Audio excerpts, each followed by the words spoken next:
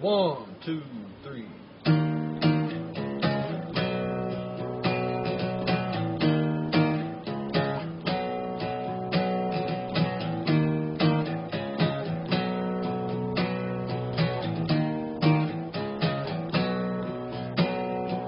Traumatized by the hit that you bestowed upon me. Endless bliss on tap, loathing misery. It sure did take its toll on me. Too long, I said, baby, get back. All right, everybody, welcome to the next episode of the Everyday Joe Show. I'm your host, the Travis Reed. Might have heard me before. I'm highly doubtful. Ooh, that's a new one. Thank you. Ooh, that was good. All right, here in Studio 11 tonight, we got Tooth. Hello, How everyone. are you, sir?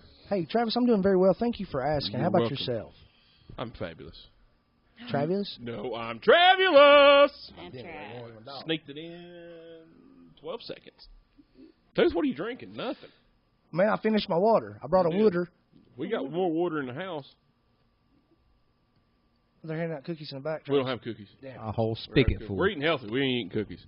How's the working out going? It's going fabulous, sir. Who else is here tonight? Huh? He just took the lead there on Sorry, you. Travis. John Revis Fletcher. Well, I didn't know if I was allowed to speak. Y'all two were having a moment. We were having a moment. Do you see how our eyes connected? Well, that's y'all were into each other. I'm so I lost didn't in wanna- bullseyes right I now. didn't- Have I you didn't ever wanna noticed how speak. pretty his eyes are? Oh, I mean they're beautiful blue, and I have very strong eyelashes. I'm told. Yes. I've been told the same thing. I'm here also. I've also been I've told also that bull been told has that you look strong like- Wait a minute, we're talking about my eyelashes. You're on here all the time. But I also been told you look like me. So Gross. You know what? We have been told. I still don't see it. I don't either. I'm short. You're tall. I'm good looking. You're not. He has beautiful hair. I have. Well, I cut my hair, so I wasn't feeling so pretty and fresh.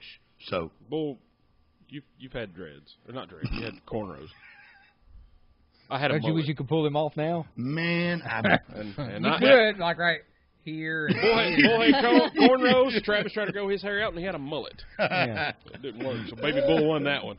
Eli Kidder, I'm here too. you are here too. We're gonna talk about you now. Well, I have beautiful eyelashes also. You got. You know what you got? You got a pretty smile. High cheekbones. Pretty mouth. Nice Look at smile. it. Huh? Huh? Don't you? It's like a dating site, y'all. It really And we is. have bachelor number 4. No bachelor here. Look, when Eli Sorry, smiles ladies. in real life, that little And you noise. weird guys. It does. It's like the orbits. Fragile mouth. Clean it up. Yeah. What are you drinking on there, buddy? I'm having a fine Pilsner beer. How you know it's a fine Pilsner beer? It says so on the can. I'll be damned. Boy, it never gets old, does it? No. You know, as much as we plug a fine Pilsner beer, You think Miller Lite do something for you us? think Cherokee Distributing and Mid-South would hook us up with some Miller Lite? Do something. Help us out. I mean, hundreds and tens of people listen to this Yeah. in multiple countries. True. But I digress. Lady A, womaning the controls. Hi. How are you? I'm dandy. How are you? I'm better now. I'm looking at you. Oh, that's right. Oh. Because I'm a tasty dessert. You are. You're scrumptious. Eating up all the goods. Yeah. What you pulling on? I remember that I episode. have a blue moon. Blue Moon. You like that Blue Moon? I do. I was in the That's a mood good for it song. tonight. It's a Belgian witch. It is. It Eli, is. do you have enough beers that I can have one? Sure, certainly. Yeah, I got a 12-pack in there, too. Yeah. Yeah, I wasn't even going to buy beer. Tooth Had is I known drinking a Travis beer? had a 12-pack, I wouldn't even went to the store. Hey, I'm here, too. You need one? Oh, what are you sipping on, What Travis? Fine What- Pilsner beer out of a Game of Thrones cup. I hear that winter's Tooth got coming. me. Winter is coming. That is this. Who is sipping on some scissors? I thought winter had already Ooh, passed. scissor Isn't it sounds down to the last nice. episode or whatever? No, fall Like and maple then winter. scissor.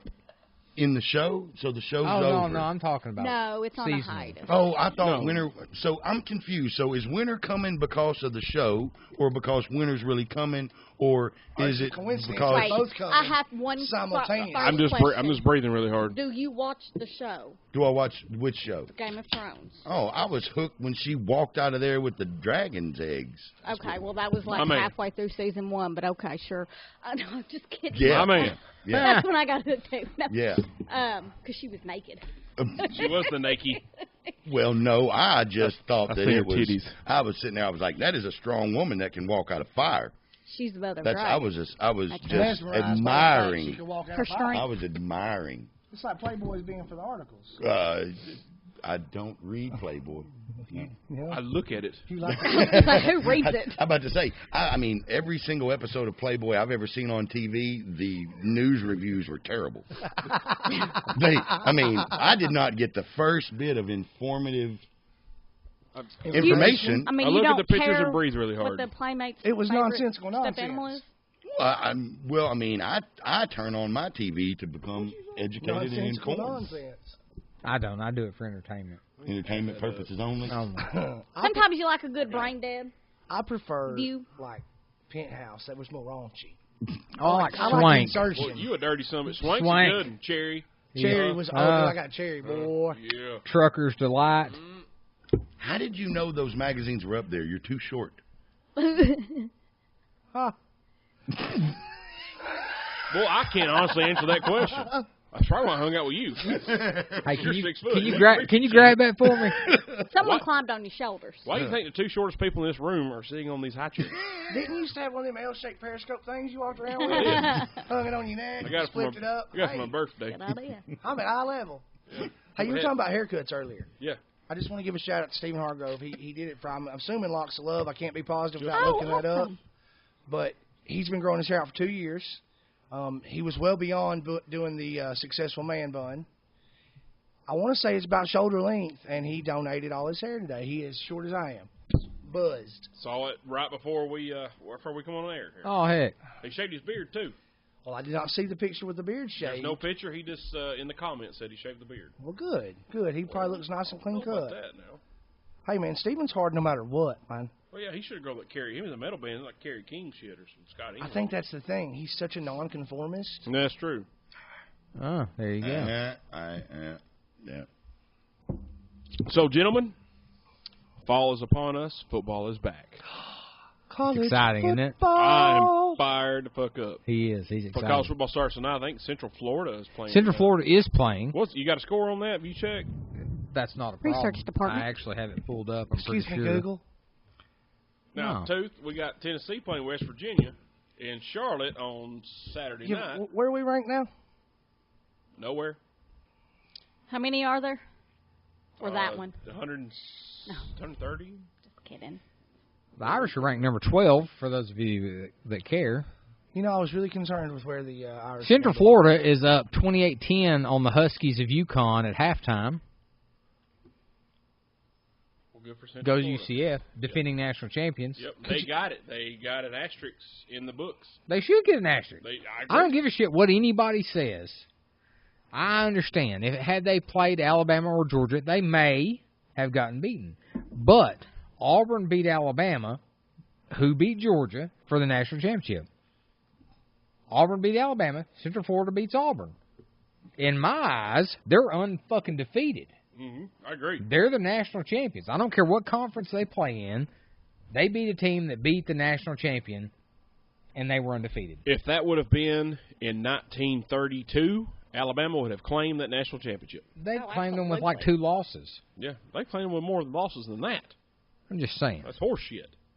Yeah. And I get it. I understand. Roll They do not play a Tide. row tide. Whatever. Fuck the Tide. I will say this.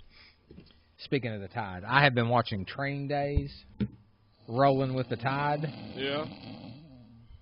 and I am a big Nick Saban fan. Oh, yeah, Nick Saban's great. Tooth loves Alabama. Sorry, when you guys talk about Alabama, it puts me right out. Whew. You got to respect what they do. That's they're fun. I've always said that. I've said on the show, so they're fun to watch if you like football. It's like hiring a handicap. Well, yeah. Fun to watch. Yeah. Huh? I got 3 or 4 of them. That's a But It was a joke. This show just took a dark turn. But it was a funny turn. Well, that was later than usual, really. Oh, okay. All right. All right. You know, boy, I forgot. What are you drinking? I forgot to ask you that. Look, nobody. Well, I don't ever drink anymore, so I Modelo. appreciate looking over. Yes, I appreciate you looking over it. I appreciate you calling it out, because I don't drink anymore. I like that you put it in a paper bag. Well, you do that to conceal. I got a 24-ounce can koozie right there. If you want And it would disguise it. The Modelo would come up like Bud Hold Light. on. That's So funny, you I'm asked going for it from earlier. supporting our brothers from the South to Oh, a tall boy. oh, too. you see how Derek just held that for me like was that? like Why you slid it in? 2 grown men to put 1 beer in a 24-ounce. I'm good at holding cylindrical shaped objects. He really is. Yeah. Ask Eli. Yeah, it's true. True story. I can do it with my mouth, my feet, or my hands. What about You're your amphibious, arm? ain't you? Your, I'm basically amphibious, guys. You are. your You elbow are. crack. Sometimes I get tinnitus. Tonight. That's in Tendinitis. your ears. I got the- I got Tendinitis. I got There ain't nothing worster Worse than tendinitis.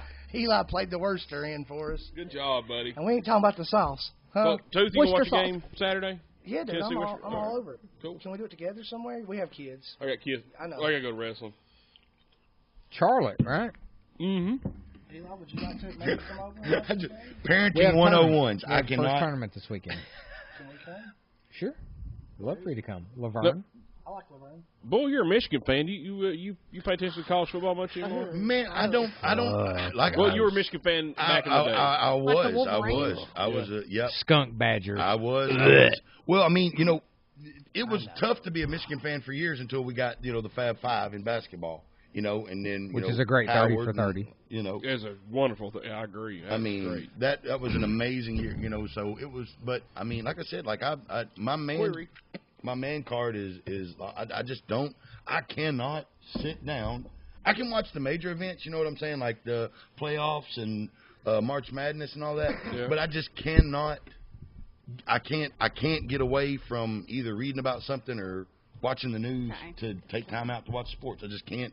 I can't do it. I still try because I want my man card back so I can have these conversations. Well, if I hand them out for 20, I'll get back to you. I was going to say, I think you can buy 20. them. Well, I mean, I'll do it for 15. men are going that cheap 10. these days. I Don't can you have to already tell. be a man to give a man card? Oh, I do. burn. I have testicles. That was confirmed well- yesterday at my vasectomy appointment. I was going to say, do not have, for long. I do have testicles. You excited They about are that? there. I am fired up about it. He's got him at I'm a least little to the nervous. next side I'm a he little. goes, huh? Hey, I am excited. I'm a little nervous about shaving my sack. Whoa, you don't shave? That's what I Really? said. See, okay, No, I I was waiting on manscape. it. I'll keep her trimmed up, But not shave. but not for sure. shave. I mean, I'm talking clean shaven with a blade. Yeah. Yeah. Yeah. Scorch the earth. Don't Yeah. worry about Oh shaving no, trees. no! Maybe I that's just why I've never Burn mind. that son of I a bitch. trim. Soft and lotion. You must always, I mean.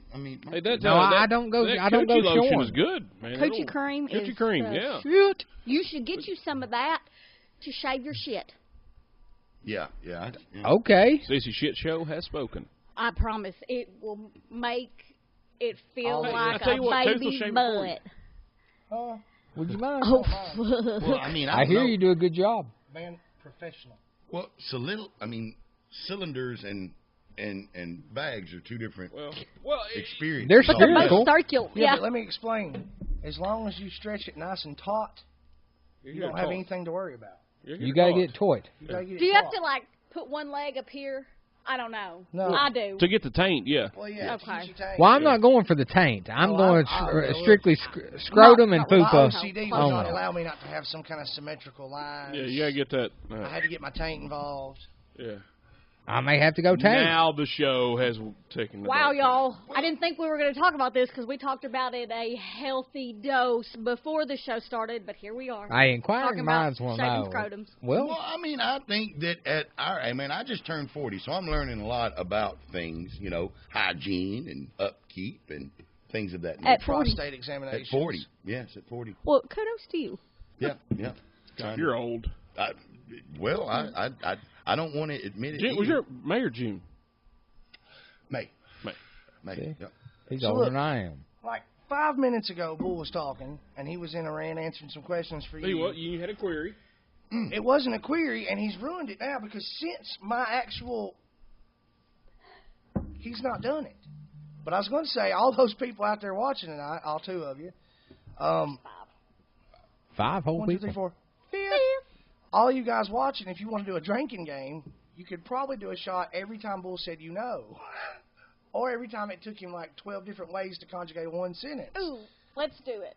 Oh, that's a great idea. We're all But drinking. then he stopped saying you know, and I had not even mentioned it. He's in your head. And He's that's in your pissed head. Well, now me he's off, going 'cause to. Now you can't get drunk. Well, no.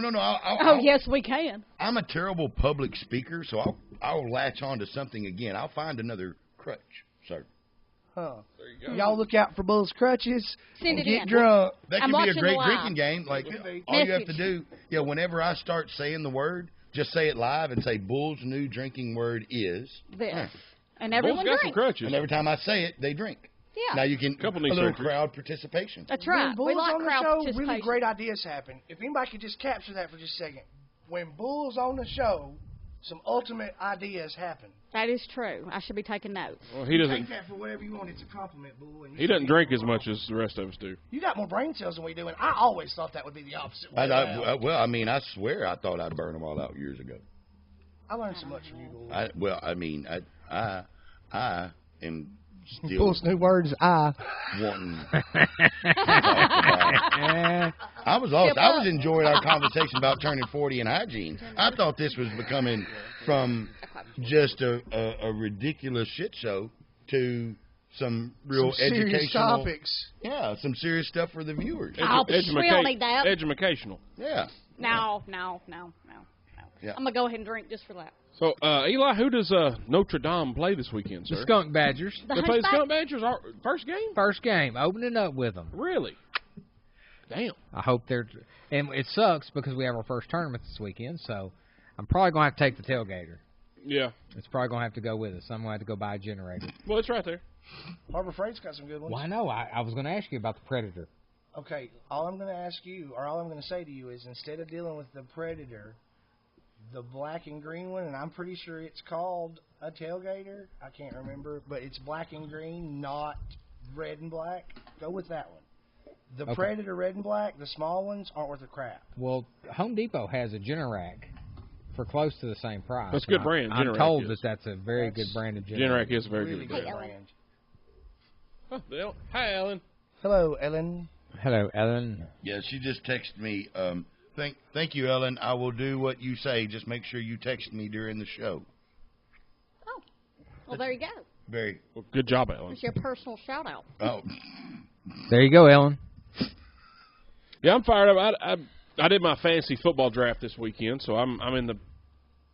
And let me preface. I won the league last year, so I got this. Handsome. I've got feedback. I got this pretty new trophy right here. That is a championship belt and has my name engraved on it. And I am not looking forward to relinquishing said belt, so I'm going to carry it with me for an entire year until we do the draft. And everywhere I go, it goes. Like my buddy. Training to defend my title right now. Doing it. But we had our draft, and let me tell you mine and Josh Schuster's preparation for our draft. I went to Walgreens and bought a fantasy football book. He went to Walmart and bought a fantasy football book. He bought 2 Sharpies, one for him, one for me. That's nice of him. And we prepared on the way from here to Madison to do the draft. That was our preparation. So, and Tooth is playing a game. That was loud AF. You just started watching hell? Game of Thrones during the middle of the show? What the hell? Is Well, that I'll a take Bugatti? it because we've been trying to get him to watch the shit for over a year. Paulo sent me this Lego Bugatti. I And woke up in a Lego Bugatti. What Sorry. the fuck just happened?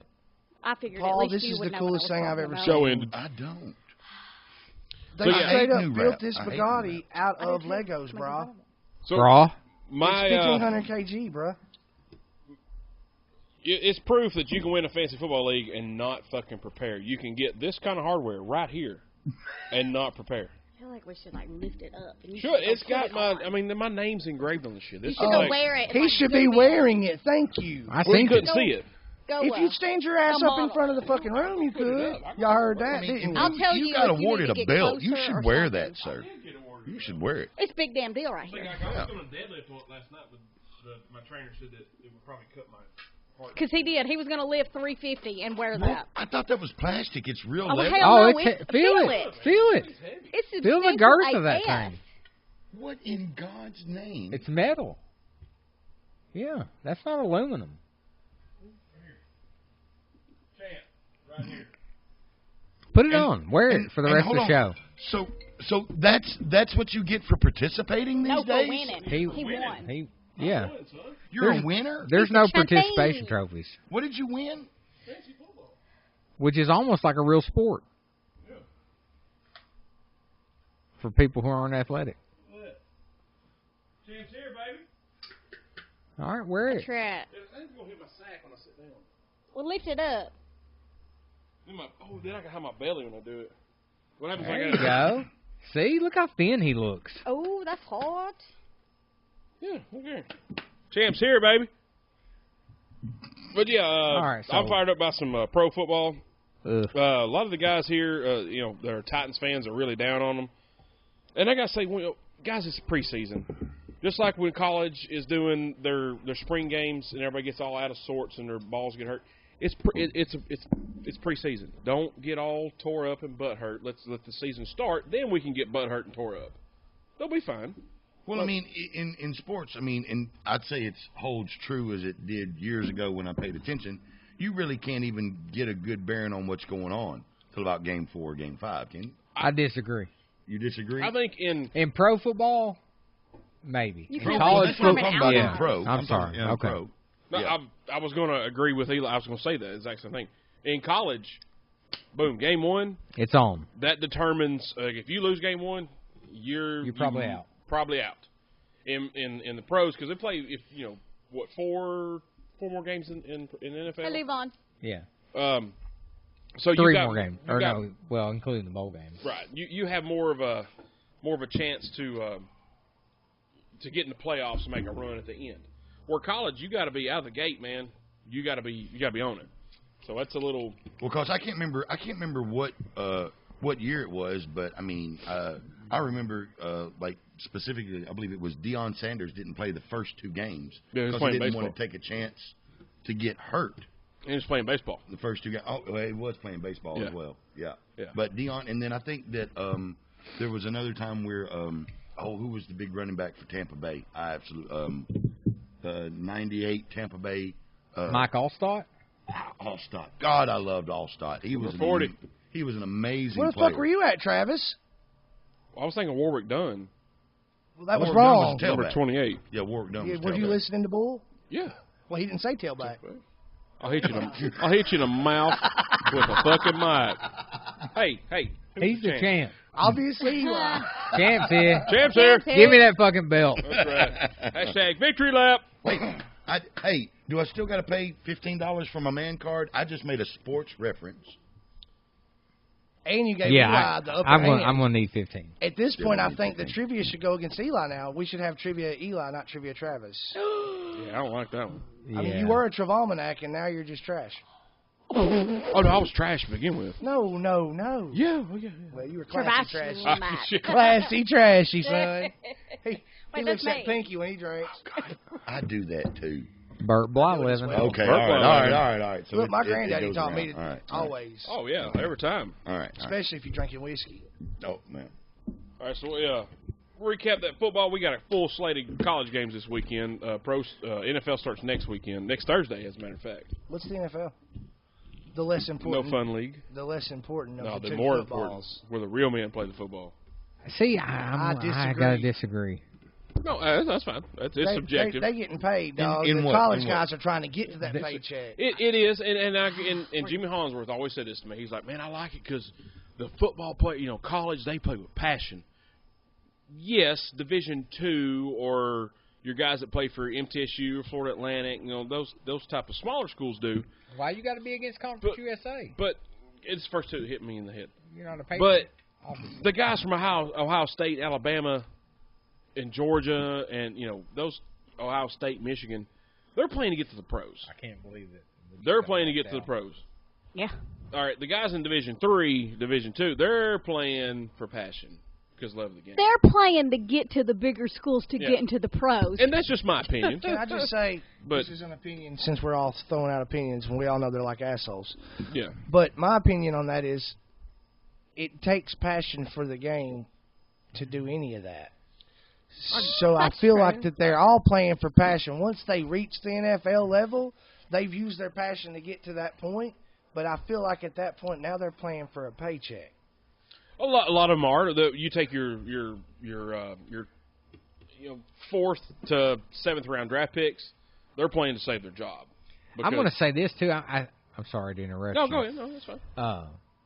But I think if you'll look across the NFL, I think the percentage of D1 players versus D2 players is probably pretty close. I will agree. It's closer. Closer than you think. It's closer now than it was 10, 15, 20 years ago, for sure. Because you're getting – and maybe that's because the NFL scouts see that those guys at smaller schools play with more passion, play with more heart, because they have to. They don't have a choice. I mean, that's – I'd be interested to know what that would be. They got to play harder to get seen. Yeah, exactly. Yeah, that's a good. Got to make a louder bang. Got to make a louder bang. Stat to see what's the percentage. Well, now. I'd like to see a stat on, and this just coming from a movie, guys. But how many? You got the first round draft pick, second round draft. Those are high up in the draft, right? Right. Those are the first ones. So that's supposed to be like the best player, the best potential. How many of the greats that we consider the greats from when we were coming up were not first round draft picks? Like Joe Montana or Dan Marino or like what draft picks were all of these guys? Well, Dan went in the first round. The guys back then, like maybe Ed Too Tall Jones may not have been a first round because he went to Tennessee State. You probably want to go like Jerry Rice. Jerry Rice went to Mississippi Valley State. That was a D2 school at the time, probably. But, I mean, that dude's just – he's an anomaly. Brett Favre, Southern Miss. Oh, yeah, Southern Miss. Yep. But now you got – and to me, I think it started – just where I can remember, it started with, like, McNair when he went – he was at Alcorn State. And then, the Houston drafted him. And that's when I felt like those guys started – the D2, D3 schools, they got started getting scouted. Like Marquise Colston that played for New Orleans for all those years. He was a D2 school. And that dude's like the leading receiver in Saints history. And they've had some, Joe Horn. I mean, Joe Horn's a damn good receiver, in NFL. But it seemed like around that time is when they was like, oh, shit, we can find NFL talent at these small schools. Absolutely. Say, Jerry Rice and Walter Payton, Jackson State. Yes. Is that right? That's correct. Now, that's pretty predominantly all-black school. That was pretty small back in the day. Well, is it because they're looking there now, or is it because the college level has become so competitive and has so much money that they can afford to have quadruple the scouts and staff now? Could be a little both, I'd say. I feel like Bull's new drinking thing is just every time he lights a cigarette, you guys take a shot. This motherfucker has not. That's normal. It's not stopped. I have been breathing in secondhand smoke. I thought you smoked. I do. I don't mind. I just think it's awesome. Remember back in the day when you I smoked can't those think Camel of a Special spot Lights? you haven't had a cigarette. Well, I mean, Please don't put it out. I have a problem. I'm addicted. Huh. Me too. Yeah, I have a problem. I'm worried about you all. Turn 40. Doctor just told me. I like it. It's no longer. So, what do you think about the BOS balls? The balls. I think. Yes, please. Fans are overshooting what we're going to do this year, but I also think that people are going to sleep on them. I think Pruitt's a good coach, X's and O's coach. I think he's a good players coach. I think defense is going to be tough. They are young. Offense maybe a little suspect, but I think they're going to be better than most people think. I don't think they're going to win 8 games. No. But speaking of Pruitt, when they had the big I thing with the power T? Mm-hmm. After watching Training Days, Rolling with the Tide, Saban says it every other word. Really? So you probably got to save it. And you know what? I'm okay with him being from that Saban tree. Well, sure. Just like a Belichick tree, because Belichick is a Parcells tree. Yeah, and that's two of the greatest NFL coaches of all time. I'm okay with that. Totally. So I'm okay with that. What do you think about West Virginia? Take me home. I think West Virginia, well, Road. they're in the Big East, right? Yes. Love Road. They are contenders for the Big East title, which isn't what What's in Morgantown? Huh? So they aren't. Virginia, Roanoke is the capital of Virginia. Great place. Oh, okay. I don't. West Virginia. Who is? I am. Yeah, West Oh, Virginia. you're not talking about West Virginia. Oh, my bad. Well, you were West singing a Virginia. John Denver song. He is talking about West Virginia. You're talking about Virginia. You Those sung are- a John Denver song who is from Virginia. It's West Virginia. It's for lovers. But isn't he from Virginia? But I don't know what's going on anymore. I think the Big East isn't what it was back in the day. Miami and Syracuse were all really good. Boston College was decent, but they're contenders for the Big East title, which is, it's not terrible, but it's not that great. So I think they're decent. I think they're running their mouths a little too much. I think it's going to be a closer game than Tennessee fans think, but I think Tennessee will beat them. I have a comment that I really need to read because it's fucking hilarious.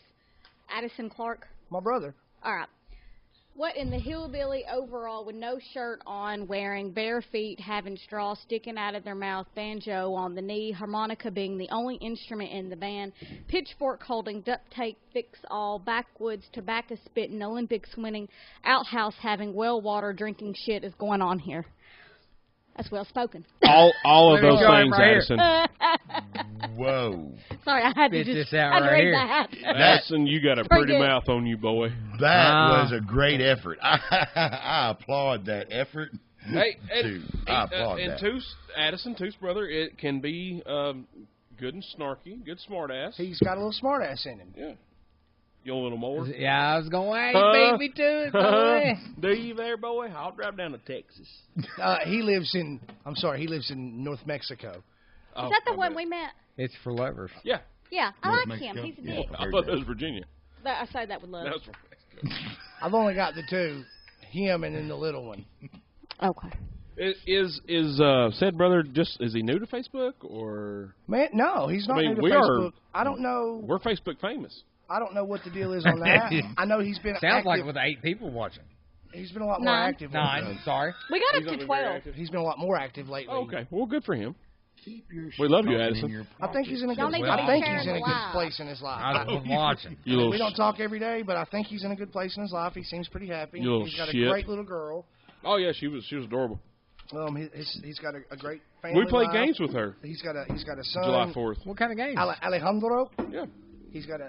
Well, you guys didn't get to meet Alejandro. He was here last time. What game did we play with the string ball thing? Ladder Goat golf. nuts. I'm a fucking god at that game. Travis is a god at that game. It pissed me off. I quit. Oh, God, at what game? Ladder golf. At what? Goat nuts. Ladder golf. Where you got a ladder and you got 2 balls They're on a string. hung and you're trying with to a get it on string certain and you row. flip It's them golf on one of balls them on a string. rungs. I know it's weird, balls, Travis being hung. I know it's kind of weird, but I was a god at that game. Travis, you are home. Balls wise. Like I filled mouse with a splinter. I said balls Come on. wise. Yeah. All right, Tooth. Tell us this concert you went to last week there, buddy. So we went to Live on the Green, which Nashville does. Where was it at?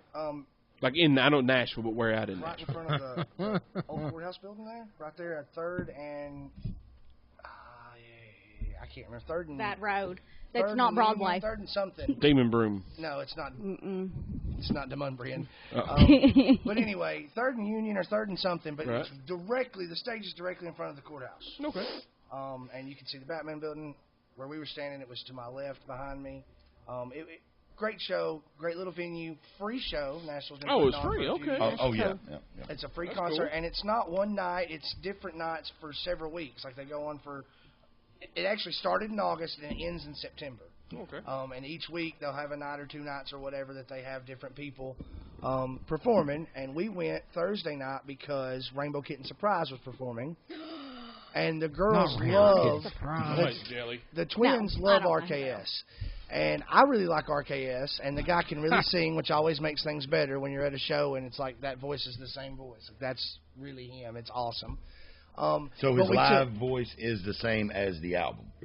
I mean, he can really sing. Ah, very good. You Very know good. what I mean? Yep. It's not like, for instance, no offense to Rob Zombie, but that's the worst, great performer, but worst voice. You know, because he does everything through that voice box. Yes.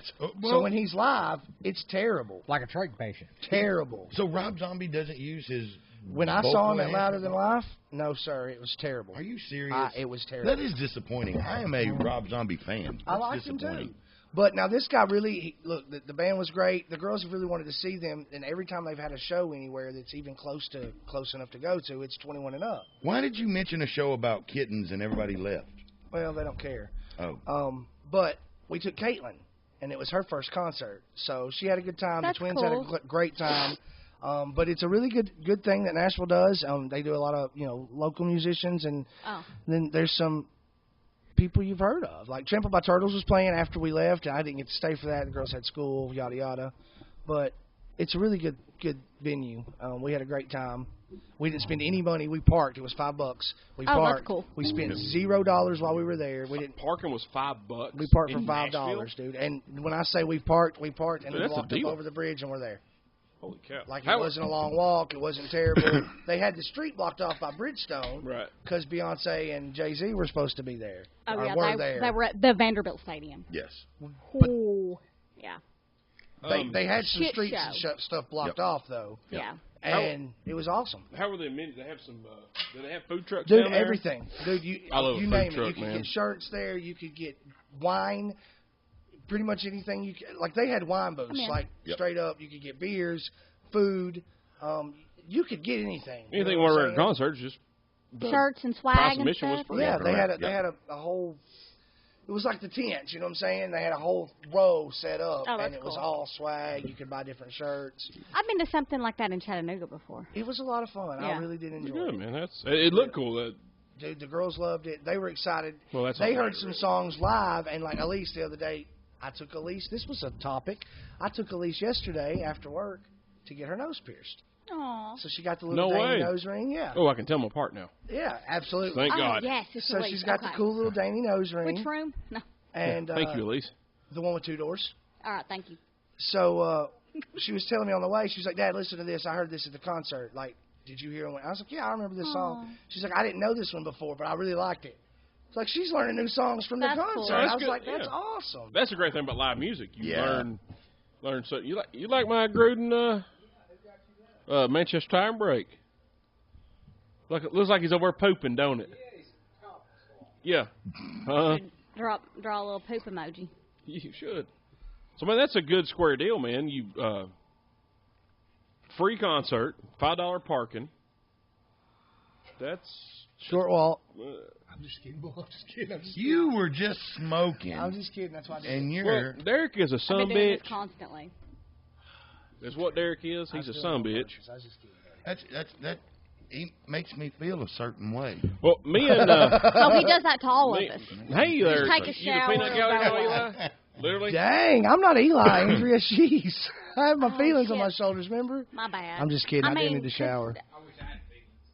Yeah, well, you don't. You have a feeling. You got one. You And still it's- have that? And it's crabby. You still got one left. His ain't even got all the like. It ain't got all the letters. It's just a feeling. Yeah. Feeling. Feeling. F-E-L-I-N. And ain't Feeling. not, Yeah. not any tay fever. I was about to say, I think Eli's been holding on to that last feeling since Forever. 21, 23. 22. Hooked on a Yeah. feeling. Yeah. Yeah.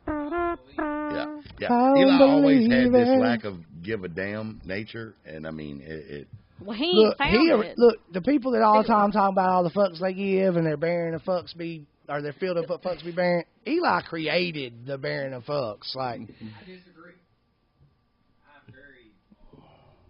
Are you sensitive? Are you sensitive? you know what I like I when was you do? wondering how I you like were when you gonna finish contradict that. some shit that is false. You know, I like when you lie. Straight to our faces. I feel that's kind of like a part of the backbone of our friendship is we don't give a fuck. We kind of compete. I win. well, I say I've always been an admirer of Eli's candor. You know, it's like he Yes. can be Lack thereof. No. Oh, I he's mean, honest his to a candor, fucking his fault. candor is amazing. It doesn't matter if he is putting you down or saying thank you for giving me a drink. It's the exact same candor. that was the problem, Eli, when all this really first came about. We started to hang out more, and I would tell Travis, dude, I can't tell. Eli is the same. He's like a monotone. He's like Ben Stein with more for dry, itchy eyes, if you will. But he could be being a smart ass or be totally serious, and you can't tell the difference. It's the same mannerisms. And when Derek asked me, told me that, I would say, well, Derek. man, I've known Eli longer than anybody on earth besides his parents, and I can't tell if he still likes me or not. I don't know. I'm thinking probably more of not. Oh, well, I know. He's just friend of convenience now. Just hey, fuck, I've known so much for 40 years. Well, he's invested. He's invested. We really are. I mean, and the free nuts. You know, free nuts. And those are great. Hey, nuts, by the way. Can we get a shout out to the cool ass nut butter post this morning? Yeah, that was funny. I caught that on GMA on my way out the door. And you took a picture of it. That was cool. Did you actually go back and look at it? I didn't figure. Do you have our group conversation He does not muted? participate in group text messages. Oh, God. He chooses not to. Oh, I hate group text messages. He got 45. His little bubble said 45 the other day. In a group text message? He was so happy when he saw it. Oh, yeah. He read none of them but the last one. He fucking bitched about it for 20 minutes nonstop. He was so mad. It was fucking Saturday. You were on the yard. Live on GMA this morning, Supermarket Savvy. Which nut butter is best for you? You want some of this nut butter from DeWitt? Huh? That's good to you. All I know, as soon as I saw it, I thought, Travis Reed, I got to get the group in. Because he's got that nut butter. Nut Oleo. I can't believe it's not butter. I can't believe it's not nut. That's what it is.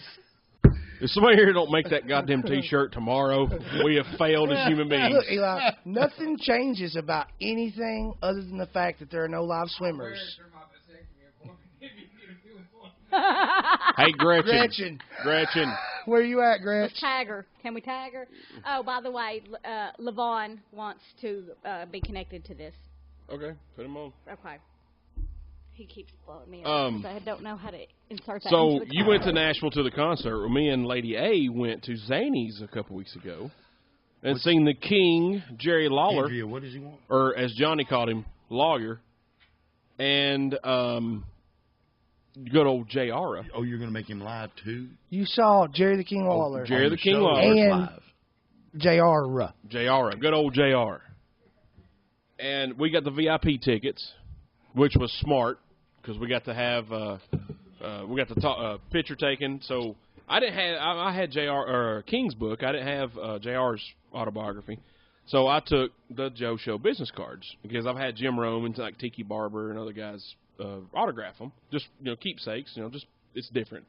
So I took them up there and I set them down. I said, guys, I got something. It's unusual, but can you sign my podcast business cards? And JR's like, well, what kind of goddamn podcast is it, boy? Because he does podcasts, and he's got Bell's palsy, and he can't really talk that well.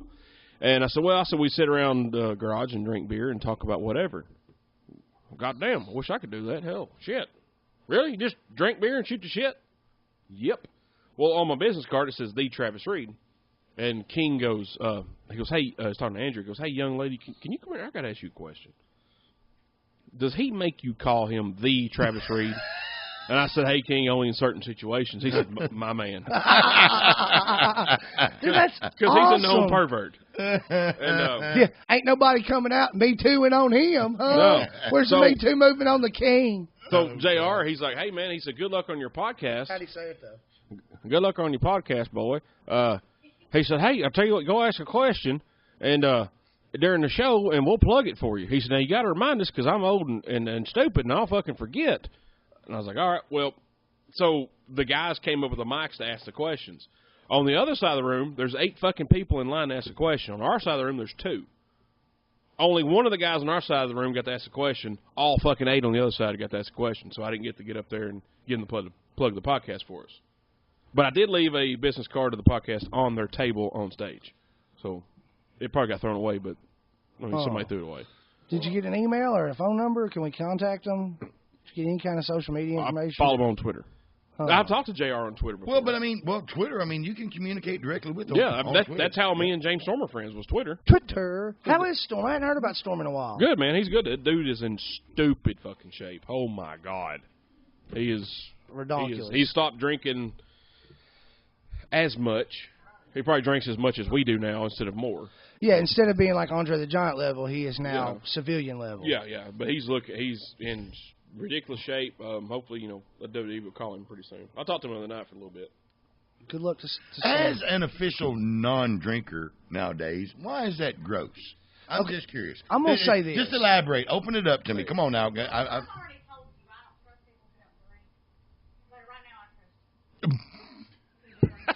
That explains all of Andrea's true problem with children. Absolutely. I can't fucking drink with them. They can't go to a bar with me. It ain't like when you was a kid. Exactly. I was raised at London. Literally. I can't talk to kids. Hey, tell me the funny story when you was at home. Your mama's at home right now at London's. Yeah. She's with her other daughter. Yeah, well, her other daughter. Right, yeah. Kimberly. Sorry, Dick. What's next? No, we're good. JEFFJARRETT. Jeff Jarrett was there. Jeff Jarrett, you mean Double J? Double J was there. Conrad Thompson, who does a podcast with Bruce Pritchard, was there. Didn't Double J have his own little funky walk or funky something? Oh, he did the rip-off of the Fargo Strut, yeah. Okay, that's what I thought. Which is Ric Flair does it as well. And that's what I thought. Yeah. That's what I thought. I wasn't make sure. He was there. Jonathan Hutton from Titans Radio was there. I took a picture of him. Hey, man, he's from Matt Mimble, by the way. Excuse me, he's from where? Matt Mimble. Fuck off.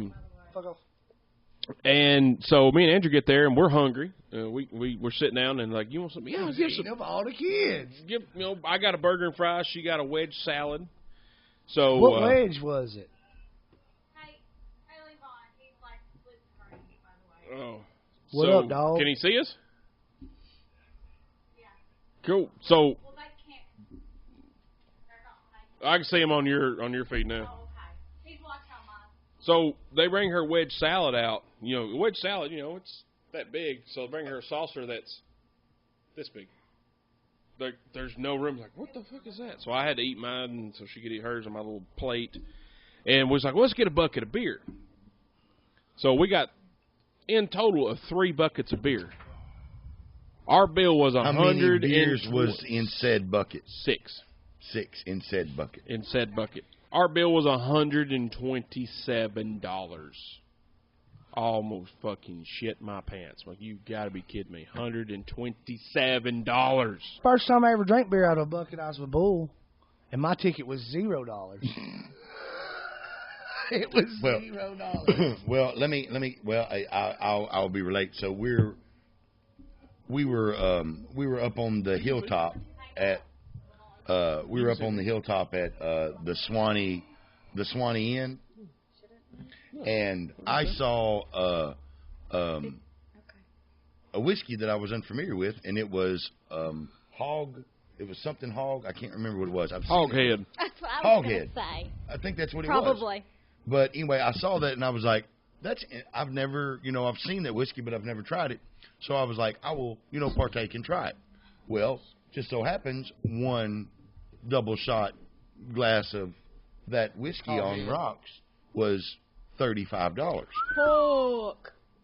And I was like, my goodness, indeed. Yeah. So how was it? Was it worth it? It was really, but it wasn't no better. It was no better than George Dickel, and I am a white label George Dickel fan. That's good stuff right there. I love my whiskey just on rocks, So white label Dickel is a really good one, just on just over ice, and so. But it was really good. But I didn't see.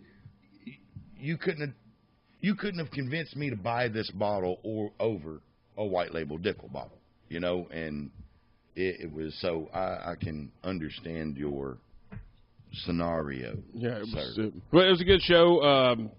There was one, Levon, we'll talk to you in just one second. Let me finish this story real quick.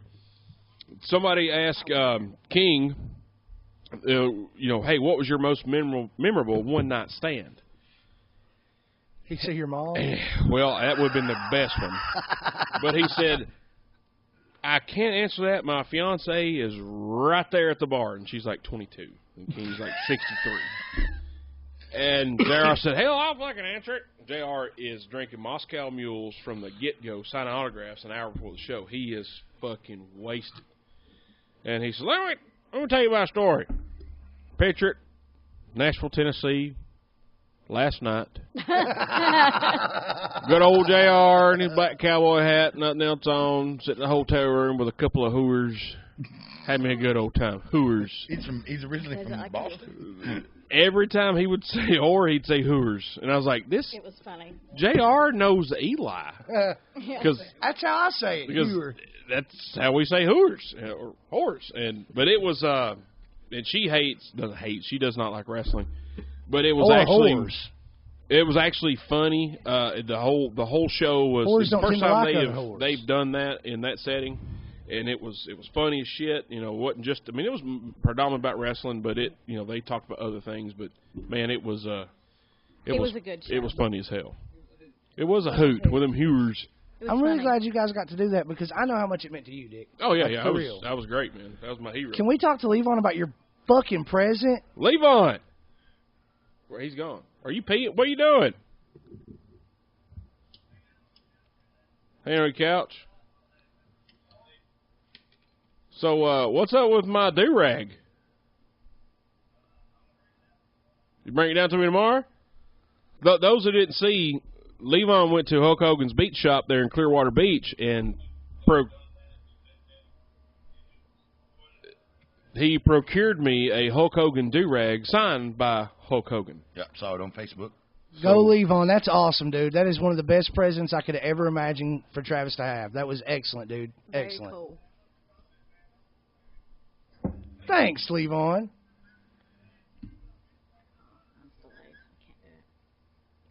What is that? The comment where I told Travis that he owes you a handy J. Oh, yeah. Not.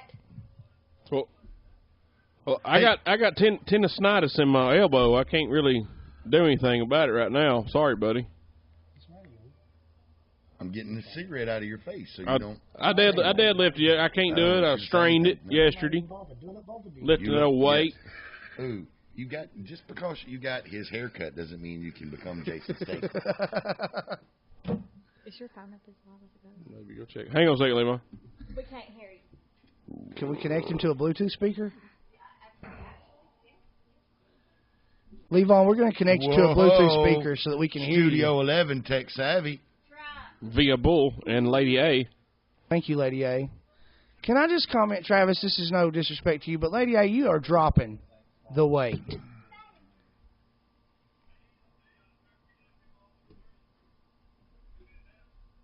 I hope so.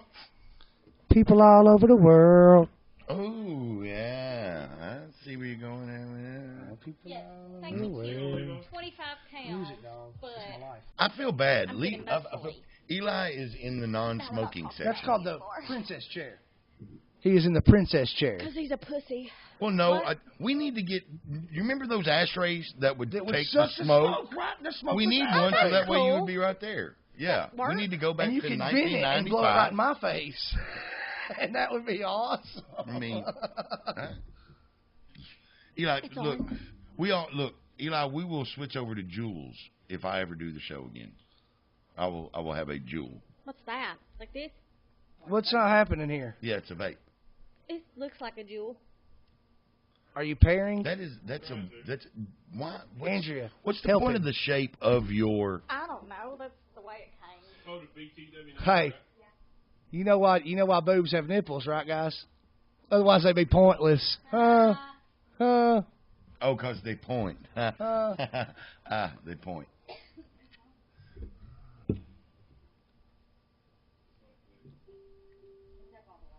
Eli, look, for this next evolution of what the doctor's making me do, I just need you to sit here, and anytime I go to light up, just...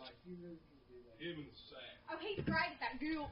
Hey, Levon, I've got you on my own phone now, so I can hear you right here at the It's table. delayed. Well, So no, now, I just don't talk. need guilt. You know, I just need you to sit there and go, oh, yes, so you're smoking another one. I see. Delayed as hell. Why Just is the count for me, broadcast or, interrupted? You know, do something like that.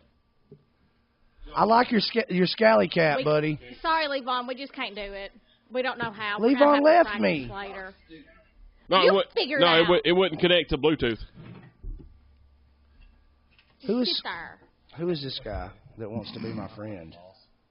Sorry, Levon. Do I know this guy, Travis? Levon. Yes, I know this guy. I know who that guy is. I know that guy from O'Reilly's. You do. I'd like to be his friend. Sorry there, Levon. Oh, what? So you're getting friend requests during the show? Yeah, dude, I'm a fucking popular son of a gun. Yeah. I didn't used to be. What about that? That is. I didn't Yeah, realize it's just, I'm not. you're going to have the to catch show up. steps up your game that much. It really actually has helped me a Is lot. it live right now? People that are like, you know Travis Reed? And I'm like, I'm sorry, I know the Travis Reed. The Travis Reed. And then Whoa. when I correct them, that's when they realize we're really tight. Yeah. How did you go? You went to a tall boy. You swapped over. No, they're all tall boys. Oh, they're all tall boys. Yeah, they are. I enjoy the tall. tall boy. Actually, truth be known, I had a Travis Reed moment Was it really? at the convenience store. Greenville, North Carolina? They had the shorty six-packs, but they were on the top shelf. Listen, motherfucker. Hey, buddy. They were all the way in the back of the top shelf. I could reach the top it said shelf, session all right? interrupted, like he wasn't doing anything. But I couldn't reach them because they were all the way in the back. And the bad part is I Really? tried to reach the shorty He six-pack thinks Facebook in the kicked back, us and I off. couldn't. So I'm like, fuck it, I'll pay the extra $1. It's that and algorithm, 16 ounces. bruh. I'll show you, Nice. motherfuckers. Oh, my God. I don't know how many people actually do that. I've never seen anybody do that before. Well, dude, you're on now because I've got you on speaker next to the microphone so the whole world can hear you. Levon. Right on, right on, right on. Yeah. So let's get back to the, you got Travis the Hulk Hogan do-rag Hulk signed Hogan do-rag. by Hulk Hogan. Yeah, check this out. So, I knew his birthday was coming up, so I decided, I don't live but 20 minutes from Clearwater. So, I knew he had been by there, and I was pretty sure that the shop was closed the first time he went, because it was for me. You know, we both went at night, and they're open during the day. So I went up to the door, and it was closed, and said they'd be back in about 15 minutes. So I was like, all right, I'll just go, get something to eat at this bar right down the strip there. And I went and sat down, started talking to the bartender, and I was just like, hey, is this shop closed? Is Hope usually around? Oh, yeah, he's, here often, Well, that's pretty cool. And so I went back over there, got the do-rag. I was talking to the lady, and I was like, isn't there a gym around here? And she's like, yeah, it's upstairs. And I was like, oh, cool. So I went to check it out, went up there and checked it out and everything. And I'd been down there before, but I never went and checked out the gym. And it was a bushwhacker gym. And I was like, oh, this is pretty cool. I love these guys growing up, man. They were awesome. I mean, just one of my favorite tag teams of all time. They're just great. They remind me of my Cajun roots. Luke and Butch. Right. And so I go up there, and I just walk in. I didn't pay attention. I just walked in the door and looked around, and there was this huge guys working out. I think they're bodybuilders, not wrestlers. I was just looking around because I'm like, hey, it's 20 minutes away. Maybe I'll come work out here. So I kind of looked at all the weights they had, and I walked around and looked in the office, and there was one of the bushwhackers in there. I was like, no way. So I walked up to him. He was sitting there signing checks, and I was like, hey, man, my friend's about to turn 40. I'm sure he'd love to see a picture of you. So we walked out of his office, and he's like, sure. And he did his little, his stick, Travis. You know what that is, right? Oh, yeah. Yeah, I don't. Yeah. So he did his little stick. His gimmick. He actually paid you for it. And, just talked to him, real nice guy. I was like, hey, I'll be back. Maybe I'll come work out here, which I probably will. So after I did that, I got back, I was just super stoked about it, just so excited about it, because I knew how much Travis loved it. Got the haircut, because I don't know, he's about to turn 40. I know what it's like. I almost died last year right before I turned 40, so I get it. It's a big deal. to leap over that 40 mark, I barely limped over it, so I was happy. You know what I'm saying? So that's where it came from, man. We had a great time with it. Now I see y'all got a belt, or I did see that y'all had a belt sitting on the thing there. Travis is the fantasy football season champion last year, and they do a trophy in their fantasy football league, and this was the trophy, and it's got his name on it, like it's 100%. He is the reigning champion. Reigning, defending, undisputed. It's pretty neat, man. But seriously, Levon, that is the best gift ever. I'm like. I just love it. I love all my friends, man. I want to see everybody do good and have a good time. I'm planning on coming down there tomorrow. I'm hoping to bring something very big to the city of Manchester, and hopefully it's going to include the people that are on this show. I'm super stoked about it. I think they are. Can I have my own stick? Can you have your own stick? Absolutely. You can have this that's what it's dick. all about, is creativity. So Hell it's yeah. going to be good, something great. I don't want to put too much out at this moment because there's nothing in stone at all. But I would like to do something. It's just a vision I have that I would love to bring something back to Manchester and do it with my friends. So. Well, that's awesome, Levon. I'm really glad. I didn't know you were coming, but I'm glad to know that you're coming. I hope we get to see you while you're in town. Yeah, this is so important to me, man. I'm just jumping on a flight and coming tomorrow. See Oh, my mom. you're flying. Oh, yeah, I'm coming tomorrow, man. I'm coming. I was going to leave today, but I need to take care of some business here first. So you'll be traveling clean.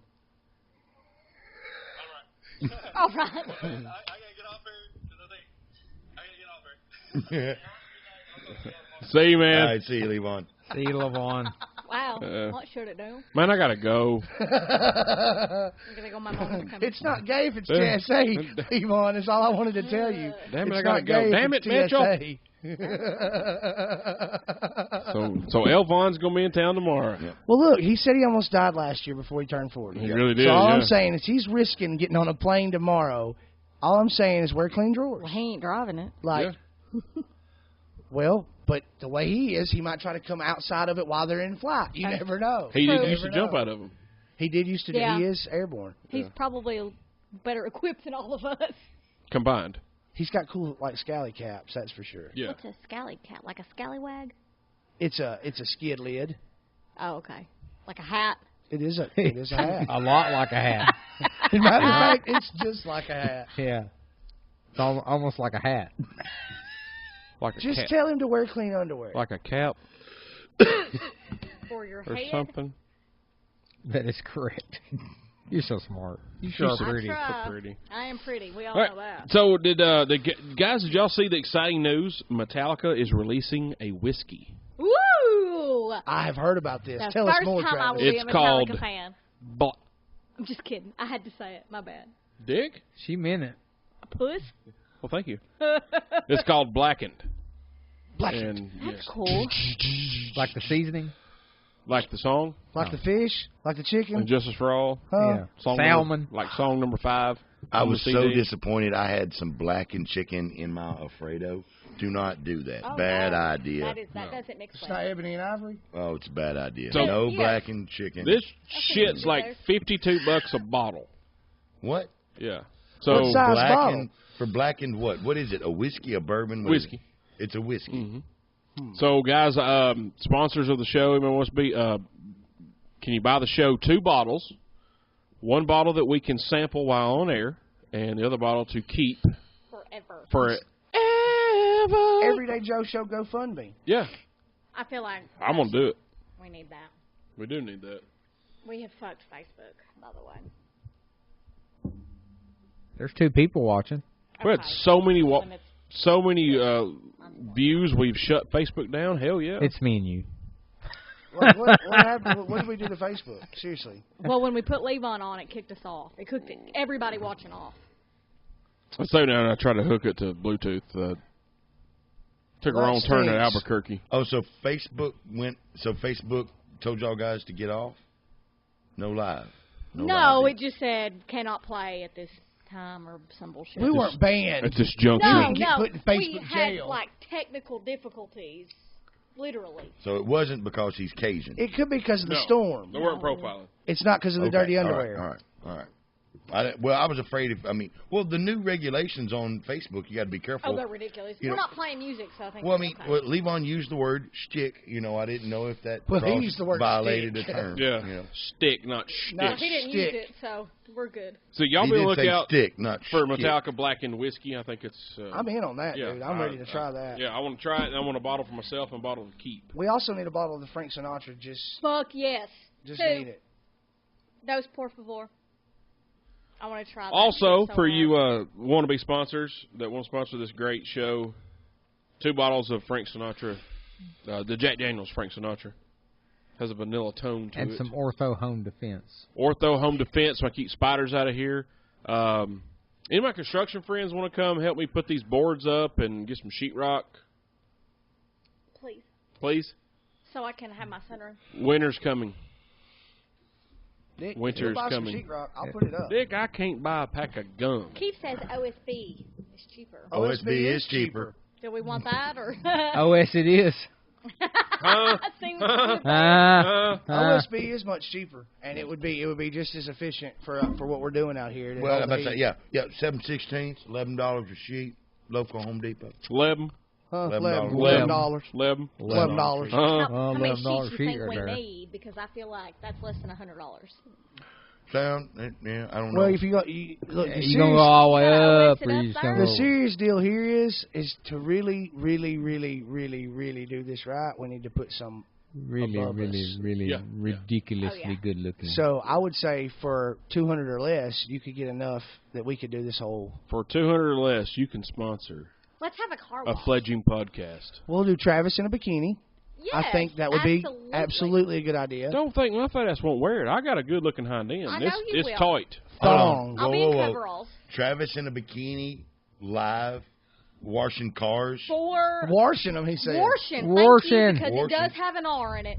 Well, I thought that's where the tone of the conversation was going. Absolutely. We've had Worcester on here. Worcester. Yeah. Worcester, guys. Yeah. Anybody, any sponsors out there? We got 5. From here or from 5 abroad? years. That's fine. It don't matter. Yeah, I we'll don't even take know where abroad pounds, is. lire. Yeah. What's a girl? Abroad. I know abroad. Hell, we'll even take Oh. loose materials. If you got some OSB laying around, we'll take it. Yeah. I saw a picture. I saw it like on my way here. I saw this farmer. You know, there's some property over here near Ragsdale, and he was standing. He got off his tractor. He was standing Near loose material. right out in the middle of his field. You know what I'm saying? Just taking a gander at everything. And I thought, he's not only a farmer, but he's outstanding in his field.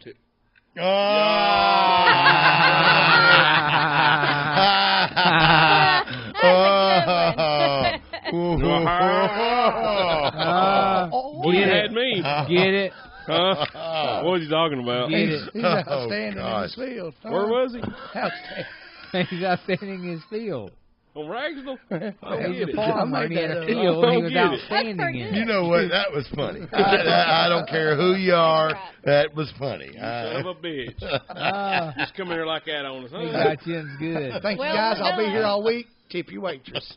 Bullshit, you're You know, going. if only there was a place for entertainment like that where somebody could like do stand up and do Yeah. stuff like It'd that. be fabulous. It would. We need a Yeah. place, like an entertainment complex, if you will. That would be cool. Maybe do some like wrestling sometimes and stand-up comedy, maybe some live music from time to time. Oh, I see what you guys Levon, you got are an idea? doing. A bingo parlor. Oh, Ooh, bingo. I see What's what his you're name, O? doing. BINGO. Just a little interlude, if you will. If I'm you getting will. notified. What? Interlude. Oh. Speaking of interlude, that's in a rap song or an album or something. TLC. I saw a post on Facebook this week, and it intrigued me. It said, "Who is your Mount Rushmore of rap music?" And I'm gonna go around the room and ask everybody.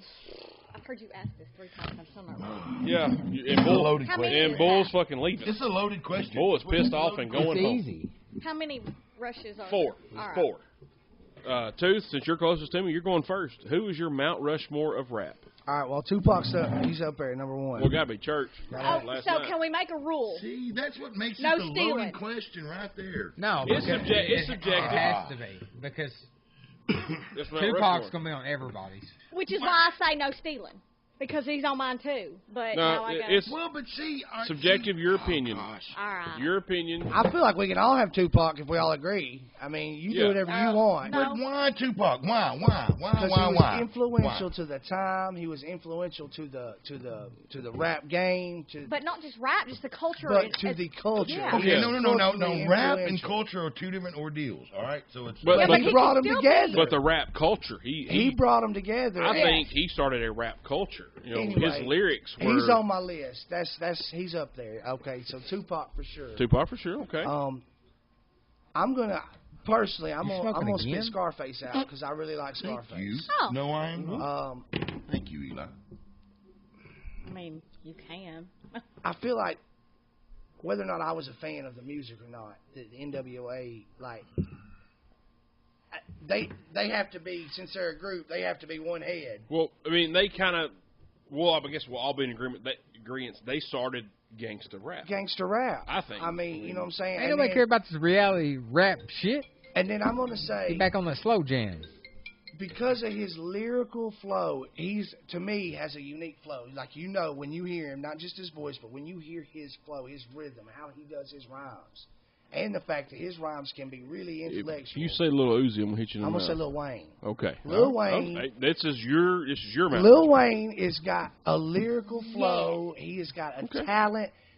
He's got a degree in English. Where he has more work. His vocabulary is phenomenal. Okay. And I have to put him up there just for the sheer, like, joy I get in just listening. It's like a metronome hearing him stop. Yes. Like, he's good. He's good. Okay. That ain't right, though. All right, who's next? See, that ain't right. We need to have a top 5 because Eminem's on there. But Rushmore's 4. All right, fuck it. All right, well, then I take back that I'm no taking stealing NWA shit. off. I'm taking NWA off. No, I'm taking. Who am I taking off? You said Tupac, NWA. I'm taking Scarface off and putting Eminem on. Okay. All right. That's cool. There That's fair. is. There's my 4. That's fair. What you got, Bull? You took Scarface off. I mean, that's your own list. Do what you must. But I mean, for me, hands down, 2, it's Scarface and Common. To me. Oh. Period. Common. Yeah. Common's good. Well, I always said this. It's where I was going through certain things. Like Face spoke to me. I mean, he spoke to me in a certain way. Common told me okay, Scarface is cool and what they're talking about, but read a book and learn just a little bit more about what's going on in Kind of like a thinking man's rapper. And conscious rap, 100%. Most Def, and that's where it's tough. I mean, Most Def was good too. Most Def is dope. I mean, Most Def is all the way dope. So, but Common, so Scarface, Common, and just because of society, I have to say Tupac. Even though I don't want to say Tupac. Why don't you want to? But you should say Tupac. I mean, because I feel like that's something that's not going to be said. Well, see, okay, this is, and I guess this church, man, church. Well, this is such a huge debate because in the hip hop community right now, you know what I'm saying? There's this huge argument going on with new young hip hop artists who are saying, "What's the big deal about Tupac?" You know what I'm saying? And so, I feel like they don't understand it. Well, they're dumb. Well, it's and like from the grand scheme and the bigger picture, like. What this young man did in 5 years of his life. I think Tupac, and he passed away very early. 25. Oh, yeah. The age of 25. Yeah. I mean, multiple award-winning albums, multiple movies, and he died at 25. So, like, the things this young man accomplished, it's phenomenal. It is phenomenal. Now, but when you go into, even when he talks about why he did what he did, he said, I am going to speak in this demeanor because that is how I need to communicate to the people that need the message. Yeah. You know what I'm saying? Number one. So, all right. So for me, as a purist and all that, you know what I'm saying? The idea of changing your message because you want to be a messenger. Okay? Like now you're not an artist, you are an entertainer. You're putting on a mask, you're wearing a costume, and you are putting on a shtick, because that is our word of the evening. It is. Okay? That and Worcester. So you're putting on a shtick now in order to communicate. Because he said this plainly, he said, I need to communicate. Because remember now, his mother was in the Black Panthers. Mm-hmm. He was part of the movement. But we also have to remember he was going to the School of Arts at a young age. Yeah. And so now, but he also got transitioned from where he was in that environment where he was thriving in the School of Arts and dropped in the middle of Crackhaven in California, and there's that whole side of the struggle. Right. But so when you talk about was he a great speaker? Did he communicate well? Did he have a vision on where to go and what he wanted to do? 100%. 100%. But so this is where it becomes a loaded question. As a hip hop guy, as a guy in that, I have to say Tupac is in the top Rushmore by default. You know, I don't like to because I know what I know. He just didn't. Go ahead. I'm gonna go with off of what you're saying, Bull. Like, I'm not arguing with you. I'm just giving my opinion on this. Like, okay, yes, he did change his message. He absolutely did, and he even clearly talked about when and why and what changed in his life that changed his message in some documentaries. So, knowing that, all I'm saying is, when you talk about an entertainer or when you talk about someone who captivates the public, an audience, here's what makes somebody good. And I'm going with, we'll go all the way back to Martin Luther King Jr. These people who, listen, these people. We're not talking about rappers, though. We're not talking about just pure artists. I am talking about a rapper. I'm just using an example, an analogy. I'm just saying, when you talk about people, entertainers, people that captivate people, one of the best things about those people is when they're really good at it, they can appeal to everyone. So he may change something and do a message and put it one way, and this guy relates to it, and he may do a little bit different. And at the end of the day, what his final message was, after he decided what it was going to be in his career, it was the same. And his entertaining and the fact that he could get so many different people at so many different classes involved and together, it was almost like a unity. 100%. That's why. That's why Tupac is a part of my rap Rushmore, is because of the way he did tell his stories. And that's what music is. You know what I'm saying? Music is telling stories. That's what it is. He told his story, and whether it be a hard ass song or a soft song. Brenda got a baby. To me, entertainment. You know what I mean? Entertainment is telling that. stories, whether it be music, movies, TV shows, MMA, boxing, wrestling, sports. It's all the story. Everything's a story, and he told it, and I agree with Eli that he told it. He told his story very well. To a huge audience. But now we're talking about to not a rap audience. To not a black audience, to not a female audience, to everybody. He was preaching to everybody. But now, once again, now we're not talking about your Mount Rushmore of rappers. Now we're talking about icons. Yeah. Is Tupac an icon? Absolutely. Hands down. Is he an icon? Hands down. Yeah. You know, because it's like, I mean, once again, even to be an icon at that young age is unreal. Oh man, because you take, and I know we're getting a little bit off background. Subject. This young man was in his mother's womb in the jail cell. You take him at such a young age and influencing urban black kids, suburban white kids, guys on Wall Street, guys working in the factory, guys working at the auto shop. You know, he influenced a shit ton of people. Not it's like influence, but impacted. That's a good word. Impacted, very good word. You know, that's crazy. That is just unbelievable. And once again, at 25, 26 years old. At 25. Tupac, Too Short, Bone. You love some Eli. I've been waiting on this thing. I knew Bone was going to be it. Eli loves some Bone. I love some Bone. Tupac, Too Short, Bone. And probably Snoop just because I like him. Yeah. You do love some Snoop. Next episode. Snoop's not a great rapper. I like the fact that he meshes well with Martha Stewart. Like Kessler. No. But here, okay. Since 1888. All right. So once again, right, like that's what we're talking about. All right. So a rapper, as a rapper, and once again, you got to remember, I've been dealing with these assholes for years because they're just other artists, But like, if you talk about Mount Rushmore, to me, I have to say,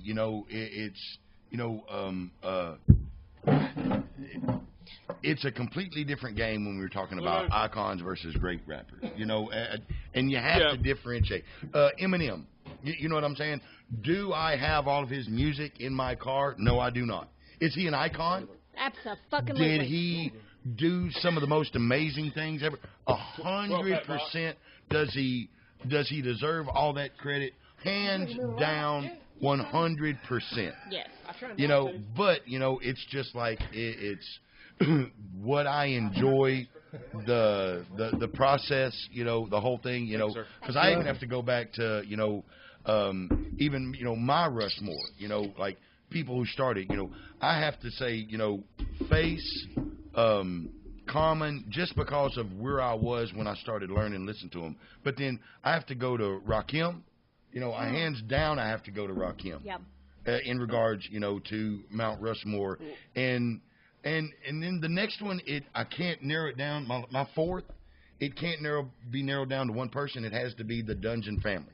Because what Atlanta did, what Big Boy, what Big Boy, what Outkast, and them, man. I mean, what they did to the industry. Because you got to remember, they were Jermaine fun. Dupri. To me, they were fun rap. They were yeah, and you can do it all night.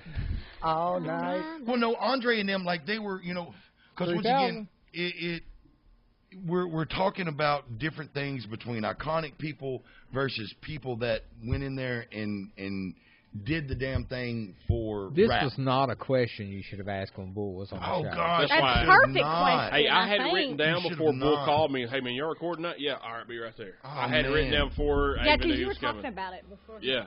Yeah, because I literally, So it just played into it great. And Well, and when Four Bradley- is just too few a number to be And really when- honest, though. There's been so many but it's a influential great rappers. number. It's a great number. That's you a gotta great hear- number. It's a gun to your head question. And It is. That's what it is. It's to force you to make that decision. It's hard. To your head, Because like, Not for what me. I'm saying is, it's like, but I don't have it. Bone, Well, I mean, dude, Busy is one of the Oh, skillfulest my God. speed rappers, in my Yes. opinion. I mean, I know Twista was, but Yeah. Busy can freestyle and just eat your ass Hey, up. you know who else who can do that?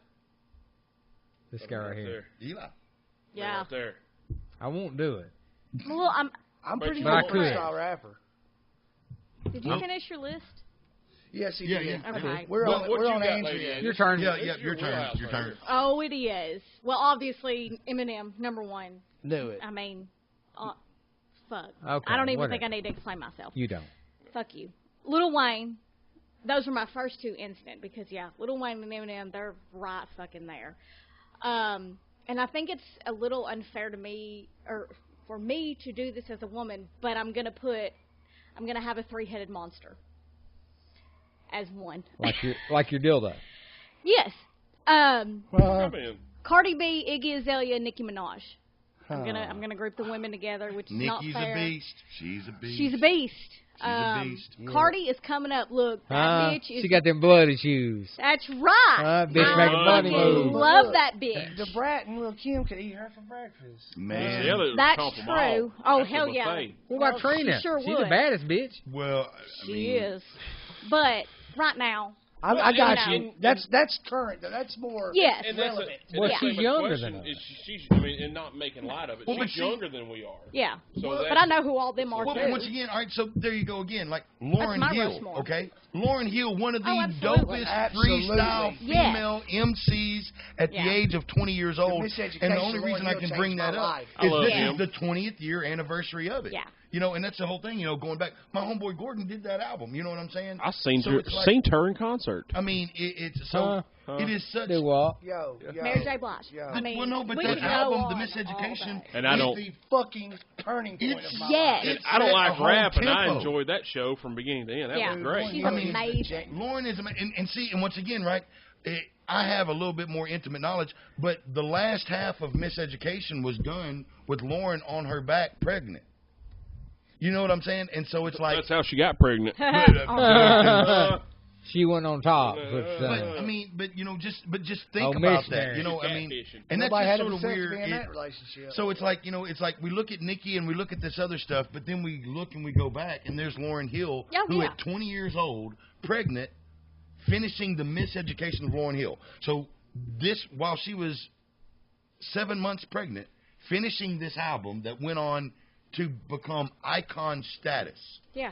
You know, so it's like, I don't care what, I've never experienced being pregnant or experienced childbirth, but I cannot imagine finishing an album and not only Feel like it. creating one of the most iconic albums ever Yeah, while but I going mean- through that. But that could have also given her fuel to the fire because her emotions were heightened 100%. and all over the place. 100%, So- you It know? could have helped her craft. Your list, Eminem, And the Lil three-headed Wayne. monster. the And the three-headed three-headed monster, Dr. Dre, for obvious reasons. I mean, As a rapper? Producer, yeah. As in everything. That guy's Not a a fucking rapper. mogul. He's a mogul. He's an icon, a mogul. But go ahead, step in. You know, Well, but he's like, for me, one of the godfathers of rap because he's got this umbrella of, Rihanna? people that he. Yeah. It's like the Nick Saban coaching tree. It really, kind of, yes. yeah. Yeah. Because he bled down to Eminem, who bled down to to 50. So if you want to talk about roots, Dr. Dre is D12, in which a ton of roots. They were good. Nobody said E40. Yeah. Oh, E40 my for God. sure. See, 40 Fonzarelli. Yeah. I mean, my God, as far as I didn't even know it was 40 Fonzarelli. Oh, man, but see, 40, right? 40 runs the Bay Area, right? He got his start. He was the most unique MC of the Bay Area. Right. Come out of the Bay Area where there were no MCs, and still to this day, he runs the Bay Area. Runs that motherfucker. I mean, what's the guy that was just with what's the little short, the little short singer, the white rapper? G-Eazy? G-Eazy. He's on my list. G-Eazy. Love G-Eazy. G-Eazy come out of the Bay Area. Hey, if it wasn't go ahead, Travis. Who the fuck is G-Eazy? Oh, he's pretty good. If it wasn't for 40. I'll let you hear some of his shit. Where's Fetty Wap on your list? Hey, Blondie did a rap song. Didn't she? You asked this question. Oh, and then I can't forget about Jay-Z. Hold up. Because this is a bonus because he's got Bay. That's it. That's all that motherfucker did good was marry Bay. He did a lot of good. He married up. Yes, he married up. He married up. So kudos to him. Rockefeller's a label. Like he's a mogul. Oh yeah. He's a mogul. He's a mogul. He's a mogul. Sure. But him, Diddy, and Dre. He got propelled when they became maybe that. Master P if it kept going, but Master P chose to do what he did. Though. Yeah, he did. He made a choice, and look, he did the Nickelodeon deal for a little while, and got his family and found God. Last time I checked, he doing all right. Yeah, I mean, he ain't hurting. My four, which I'm not, and nothing against, I'm not a rap guy at all. I know, it's funny that you asked this question. Yeah. Well, I just think it was interesting. We've never really talked about rap on the show. But it's so relevant at this day and time. The two constants on the show been from the beginning is Eli and Derek. Yeah. And they both love rap, which you wouldn't think they would, but they do. It's different styles. I mean, I don't love all rap, but you're right. Yeah, and you wouldn't think that. No, you wouldn't. But yeah, because Eli doesn't like music, and Tooth does. Ja Rule back in the day. Ja Rule. DMX. Oh my God. Ja Rule. Biggie. Mine. Yeah, Biggie. I remember riding around the Bulls, 47-tone Aerostar van with the Ford Ranger wheels, just blasting some Biggie all the time. Busting every time you get in the Bulls van, your head hit that TV set hanging down that never worked. It was great. My four is definitely NWA. I'm going to have to encompass it because Ice Cube is my absolute favorite. No Vaseline. When I hear that song, I get gangster as shit, and I will fuck you up if I hear that song. I swear to God. No Vaseline. I watched Straight Outta Compton. I was gangster as fuck for 4 days. I think it was a little longer than 4, but yeah. Well, I'm trying to be conservative. It was like 4 weeks. They would cut a motherfucker. Which actually was a great movie. That was a great movie. Oh, yeah. NWA, heavily on Ice Cube. Love Ice Cube. Why NWA? Because to me, that saw the movie. That was in our I saw the movie. Yeah. Well, to me, because our generation, with us, that started gangster rap. That produced Dr. Dre. That produced Snoop. Well, it was the launching pad for giving gangster rap. Yeah, that 100%. That launched Tupac. Tupac did the Digital Underground thing, which was fun. It was a good. I like their songs were still fun. Down with the underground. Right. When you come around. Right. When you come around. It was fun to listen to. But that gangster rap, with the NWA started out, and then going Dre by himself, and then Cube by himself, it started something different. That's our wheelhouse to me. Yeah. That spawned Bone. It spawned all those guys. Too Short is going to be on my Mount Rushmore. Yeah. Shout out, I already said that. Yep. Shout out to Justin Turner. Bitch. Too Short was, of course, me and Jughead got into arguments about who was the bigger draw, Kiss or Too Short, and Kiss has stomped Too Short's motherfucking ass. Oh yes. Just saying. Yep. Well, yeah. He was on a Kendra show. Yeah, well, and Jughead, he loves some Too Short. You got in that. I really just like album number 10 and Cocktails. That's a good song. I guess it was a Sly and the Family Stone back in the day. The very first rap. They started the whole deal. That was Sly and the Family It was Stone? not Sly. No, Savette. What was the fucking name of him? I don't know. I don't know rap. Rapper's Delight? Yeah, who sang that? Sly. Rapper's Something. Delight was sang by the Sugar Hill Gang. Sugar Hill Gang. Sugar Hill Gang. That's I don't know rap. And Grandmaster Flash. Grandmaster Flash. That's something. Those were some originals. Run DMC. Run Blowjob DMC, yeah. Beastie Boys could be a player in there. Oh my I God! like some Beastie Boys. I forgot. But that's icon status again. You know, I mean. Oh yeah, that's- they're music, not just rap music. They were the original people to bring rap to a rock base. Have you seen the Well, video actually, that was Rick Rubin of but, them well, on Letterman playing Sabotage? I have. They're all playing instruments. One's playing guitar, one's playing drums, one's playing bass. Yep. Absolutely. I was like, I never knew that. I'm like, holy shit, they play. Yep. Huh? Yeah. Huh? You serious, Clark? I'm serious, Clark. So that's all. Three is all I really got. Yeah.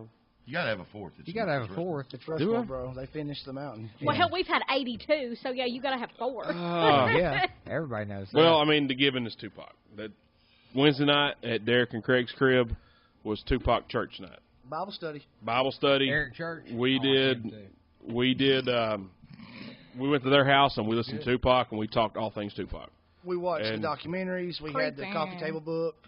The Yeah, movie it- sucks. I'll tell you that. I didn't care for it. We Yeah. didn't. I mean, it was okay, Could've but been we better. didn't. Yeah. Although But, that well, Well, actor- it's tough to tell an icon story, guys. That's Oh, tough. yeah. All I'm saying is you watch Straight Outta Compton, That was and perfect. then you're like, oh, a Tupac movie. The You were Queen, immediately- the Queen movie's the But one you that's were going to be over the comparing top. the two That's instantly. true. Yes, absolutely. You 100%, expected it man. to And so live up you to watch that. the Tupac movie, you're like, that was awful. I think And the it was Queen, terrible the Queen by movie's going to comparison. outdo all of it. I agree totally 100%. agree. Oh God, I the hope Queen so. movie. And I'm That's- not a Queen fan. That's gonna be. love That's me. I'm God, not. yeah. You know what I love? A fat bottom girl. That's what I love. They make made the the rock and world go round. Get out of Huh? my fucking head. No, that's most deaf. Come on now, Miss Fat Booty. Anyway. Bull. Bad. What are Bull. you talking The about? bull done said my Have bad another- for have you. another cigarette. Well, I mean, but Bull done said my bad for you. Fat Everybody bottom on girl. that. you guys talk about fat. I think about Finish you this know, Miss pack Fat off. Booty. We're But- only Or two Miss left. Go Nougat. ahead, get you another one. No, I Smoke it. Well, I Hey, think we- the, we got- I think the Talk rap about hip-hop. the I'm rap sorry, thing we can't. because especially like I said earlier with us our age, that's when it became mainstream. We could hear it on the God. radio. Can I look? This sucks. My Rushmore is my Rushmore, but I will not feel comfortable leaving here tonight if I don't mention. I feel like 8 Ball and MJG need some Oh, Oh credit. yeah. Absolutely. Well, then why didn't you say it? Well, Well, it's because tough, man. that That's was four like is a tough. hazy time in Well, high and, school. and like Oh, I this is said, passionate to that's me, the point man. of the Like, question. this shit It's a gun to your head. You Yeah. talk about telling stories. Boom, what you got? talk about telling stories. Yeah. 8 Ball and MJG can tell some stories. Fuck yeah. God, who Man. is Now, Twisto? was anybody Either wa- Tennessee bass. Because, see, once again, you go there. Yeah. Right? I'm going to mention David Holloway, okay? David Holloway. For real, yeah. David Holloway Mike Jones. out of Tullahoma, Tennessee. Mike Jones. Black Catfish is one of the most amazing Oh, yeah. MCs you will ever But- hear in your life. Ever. Let me Ever. let me say you Mom gonna and tell Dad home with were local too guys. young Let me to tell you. raise me right. Now don't sell yourself short. I ain't trying to pump you damn big ass head up. The shit y'all and Knuckles and JC and Lil C did back in the day Deuno? was man. Yeah, you know. I'm gonna tell you what. I mean, I'm Maybelline not, Queen was the jam. I'm bro. not saying that you've never got to hear this I yet, have have you? not. Because I tried to find the video, I couldn't find Dude, it. Maybelline That one Queen was the jam. I don't- hear that. Deuno did look. It was a good music. It was good. Like I said, I'm not trying to pump Bull's head up and John Collins and Chris Moore and Knuckles, but it miss was Knuckles. fun, man. I love It was cool. I mean, and a lot of you guys did it. We were friends, because we all became friends with Knuckles. We were friends with John and Chris. We became friends with Knuckles and everybody, and it was fun. Yep. I loved it. It was great because y'all were doing something, Oh, man. and it was. And like I said, Maybelline Queen. That was the My jam. man. Well, how did I get you to submit to ecstasy? But see, here's the whole thing, and that's the thing is, and here's what's fun, is like we can laugh and we can talk and joke about it, but it's like I actually got deals because of that shit. Hell yeah. I don't think That's anybody cool. here's laughing or joking. No. We But, loved it. But it's fun to talk about that. You know what I'm saying? Like it really is, and especially for me, to sit there and talk about it. It's and even like what we're talking about now. it's fun for us to talk about this, about hip-hop and about the music, and even for you guys to mention it and bring it up, and to know that, that I was a part of a soundtrack to a piece of people's life. Like, that is really fun inside. It really is. Even though I'm not on billboards or I was never all that stuff, I got to sign deals because of that. I got to do shows all across the country. I got to perform in Australia, so it's like, so that's whenever you guys talk to me about who's your greatest artist, it's like, that is a loaded question for me because I've been doing this for 20 years and I've met so many amazing artists, whether it was hip-hop or not, that still are living in ditches to this day because they're artists and because they do nothing but that's all they care about is their art. And so it's such a loaded question. Gosh, it's passionate to me. I'm very passionate about it. It was. It was crazy because you showed up on the night I asked this question. That was playing before you. It's like Travis said before too. This is one of those questions. Look, your interests could change later. Yeah. That shit happens. You go through phases of life where certain things are more influential to you as a person. They connect with you on what you're going through. Yeah. It can change. I may say Kendrick Lamar tomorrow. And that's fine. Well, but I'm not going to. Yeah. Well, but I might. Well, but in 20 years, you might. All right, so Eli, right? So my homeboy Tony.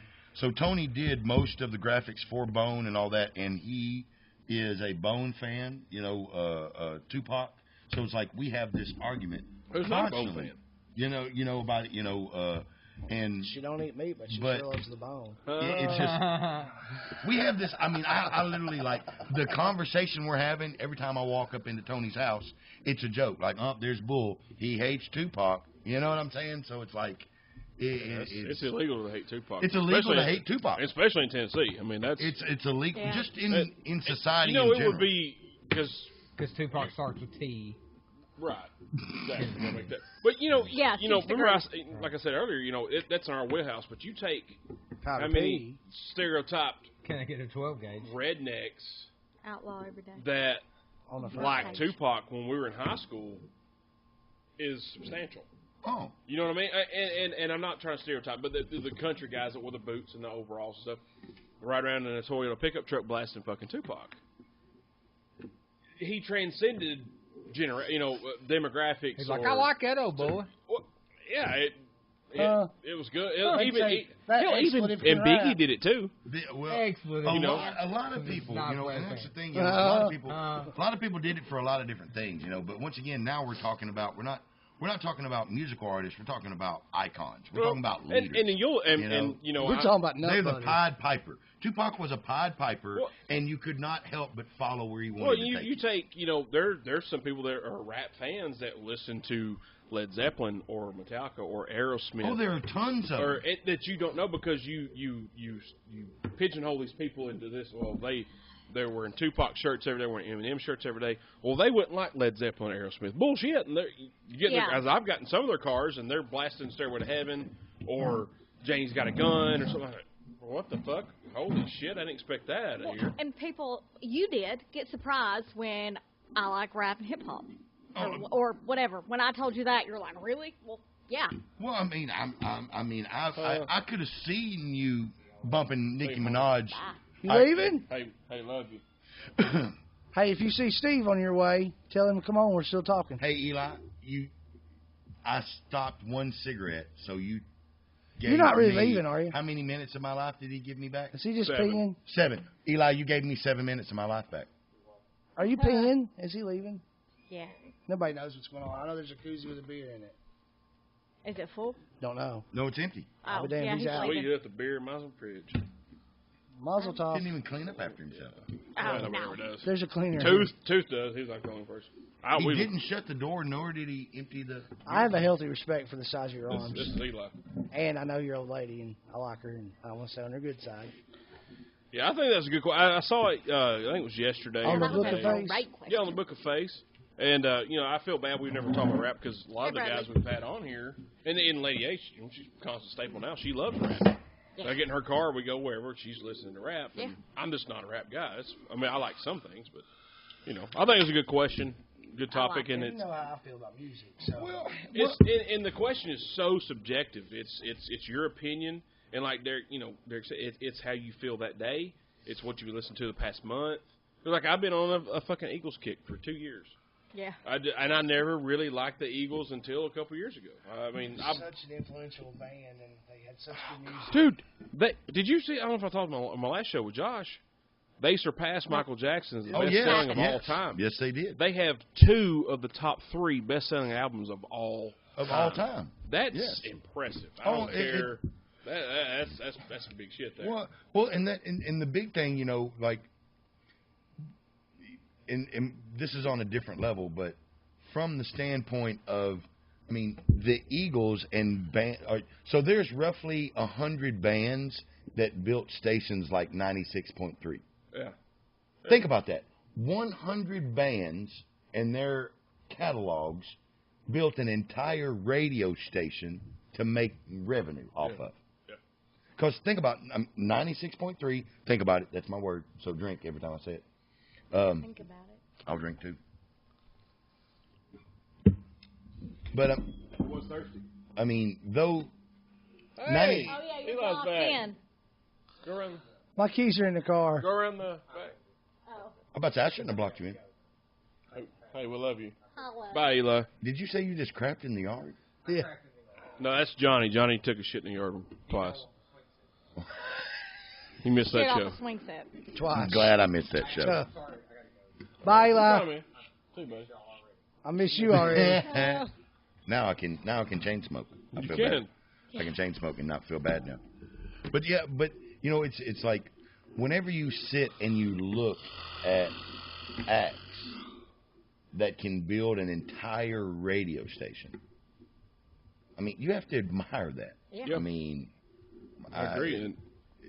And I think we're lucky because that, you know, when we started listening to music, like Derek, what would you tell us the first album, like record you listened to when you was a kid? Queen. So It was A Night at the Opera, The Game, Killer Queen, and Jazz. Those were the 4 albums I listened to first off at 8 years old. By the time you were starting to listen to music was when classic radio, you know, like 105.9 The Rock, when it started gaining momentum. And like when the Eagles, when they broke up, that's when classic radio became a format. That just, they stopped producing music, making music. Well, they never left because classic radio just started. So they never went anywhere.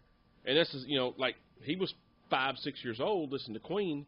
They've not recorded it, you know. They recorded some, but not like in they were. In '86, the Eagles weren't on the height of their recording career. Correct. I was born. Yes, you were born. Yay. In '88, when I was really like coming into my own, and in 6 and 7 and 8 years old, I really started. I was 8 years old. The Fat Boys were the first rap thing I ever had. Crush. And I loved Crushing. Like, it was awesome. So, you're absolutely right. I remember when the 105.9, we first were able to receive that stage. Like, it was brand new. Yeah.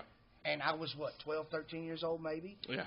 And I had grown up listening to my parents' records, like you're saying. So Led Zeppelin, Meatloaf, all the things you hear on classic rock, Eagles, Steely Dan, you name it, bro. Like, I listened to all of that. Like, that was where my music started.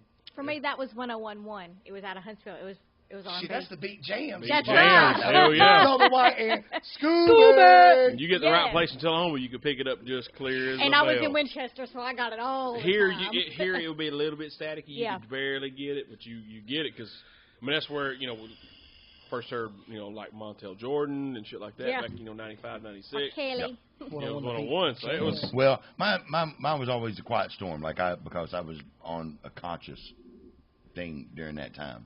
So I love the Quiet Storm. You know, that's where all that stuff come in. Yeah, we're lucky, and I think, you know, maybe the generation before us maybe a little bit better because they got to listen to that classic rock as it was being made. But we got the best of both worlds. We got some good 80s music. And then we got for the classic rock, we got it. I agree so much. And then we got, you know, for the rap people, you know, we got the gangster rap coming in with NWA and all those guys, and that bled off. I think We had the greatest musical growth as far as the Ever. industry growth. absolutely. Diversity. Yeah. The Shit. diversity. Yeah, Yes. genres were being created. Oh, they Yeah. were. I mean, because look, I mean, once again, nowadays everybody sounds like the last guy. Oh, It's yeah. all about Yeah. radio cuts. Yeah. But in the '90s, when we were coming up, you had gangster rap and the Bay Area rap on the West Coast. Grunge. You had Atlanta, which was doing a mixture of party, conscious, Yeah. and soul. And then you had Miami, which was doing just nothing but pure party. Then you had East Coast. You had Memphis. 3-6. You had Texas. Oh, 3-6. Texas was a blend because Texas was just like Memphis, who pulled both from the Atlanta area, East Coast area, and California. So you had this whole new world being created down there. Like a hybrid. Yeah. Huh? Or a melting pot. Yes. Hold on, is a hybrid a word? Is that like Yeah, a game that's- show word? Hybrid is a word. It is. But I mean, wanna like, drink is it to a it? show word? Are we Sure. supposed to drink to that? We can. Oh, sure. I'm Well, you just Hybrid. said I didn't know if it was like hybrid. I just was making a correlation. He was to, just saying a smart word. Oh, I didn't know if it was like trabulous. I didn't know if it was like- Trabulous. Oh, there we go. Well, like shit. We got to drink. Y'all got to drink at home. Y'all drink when I drink. Levon gave me a good question. I'm gonna ask when Bradley comes on again. And Tooth, He's you're watching. a good one to answer this one. What are you trying to ascertain, Travis? I'm trying to ascertain, as far as the grunge aspect. I think I know the answer. What you'll give. Who do you think really started that? You know what I mean? Because that was such a big shift. Oh God, huge! It was huge. Okay, I'm not going to say that I think this is who started it. I think this is who opened the door and carried it. And I do think Nirvana opened the door and carried it. However, Soundgarden and Pearl Jam and Alice in Chains and Nirvana would be my Rushmore for that whole era. Yeah, that was. And honestly, as far as music quality, and granted, this is hard for me to admit, but as far as quality of music, I will hands down say Pearl Jam all day long. Yeah, I'm with you. I don't like Pearl Jam. I think the grunge scene is Pearl Jam and Soundgarden. That is what really built. I agree, because I think Alice in Chains was like a mixture of grunge and metal. They were a little harder, a little more crunchier with their guitars than Nirvana and with Soundgarden. Good crunch on their guitars and stuff like that. But I totally. Well, I hate to interrupt y'all, but I just got a text. So my partner Brian Cronin is watching the show, and so Brian's drinking with us. So Lady Drink A, there we up, go. Buttercup. Brian. Every time Lady A drinks, you have to drink. So yeah. It's a drinking. Hey, Yeah. good luck there, Brian. But, Yeah, I'll Nirvana drink. did, And you just and I started. will say, we were talking about icons and moguls. Mhm. All right, Nirvana is what commercialized grunge music, in my opinion. They commercialized the music. That was a band who really helped carry that brand of music, that genre, to the open doors of the society, of everybody. You know, that's what we talk about Tupac. And granted, Travis, I know you don't care for Nirvana per se, Well, you know. but that's one of those bands that still you can get in somebody's car and be like, not expecting them to play it, and they're gonna play it, they're and gonna they play know it, every and word. they're gonna know it, Yeah. because it was such a huge deal to the music It was industry. huge. And It was so huge it made me hate. I mean, to literally, the it made grunge me scene, hate them It made you hate them because exactly. they took away my Mr. Big, they took away my Loverboy, they took away Poison, Rat. Well, they I become love pop. all of that. They become pop. Yeah. Yeah, But- they took away and from me. mainstream became grunge for a while. Well, we don't did. we don't want to downplay the terminology of pop. Popular. Because pop just means popular music. Yeah. That's all it means. Exactly. That's it. Yes. That's it. That's Yes. it. So I everybody at home, don't knock pop because it just means a lot of people like it. That's it. That's all it means. That's it. But the reason that a lot of people like it is because it gets blasted on the airwaves non-fucking stop. Be on a road trip and, attempt to listen to the same either radio station or Pandora station, and it's not like cultivated to your actual likes. It's just their shit. How many Beyonce songs do you hear? How many Taylor Swift songs do you hear? But you hear it's the because same they shit. are catering to the popular But category. I That's what makes it I pop. heard this it's been a while. It's been years ago. So it's kind of like the chicken or the egg prophecy. Do we like Beyonce and Taylor Swift and Nirvana back then? I love because Taylor they get Swift. shoved down our throats? No, I love Taylor Swift because I she hated is a Taylor great. Swift, and then her solo album came out, and I liked it. I liked that album. What, 1987, whatever the name of it? Oh, yeah. I loved that album. Yeah. This is even better for me. This is easier for me to go with. Because outside of that, I don't have any respect for Taylor Swift. I could care less if she lives or dies. It's not my big deal. Oh, that's dark. But here's It's very dark. I don't mean I'm You with you can on care that. less So, if Taylor dies. I'm right there with Hold you. on, I know that's what you're talking Tay Tay. I mean, about. Oh, you're a Swiftie. I'm not Well, going to I be mean, that's burning a Tay-Tay, candle yeah. over it. I'm not going to lose sleep. I'm Right. not going to watch. I'm not going to stay up for hours watching what's going on in the news with the breaking stories. Yeah. Okay.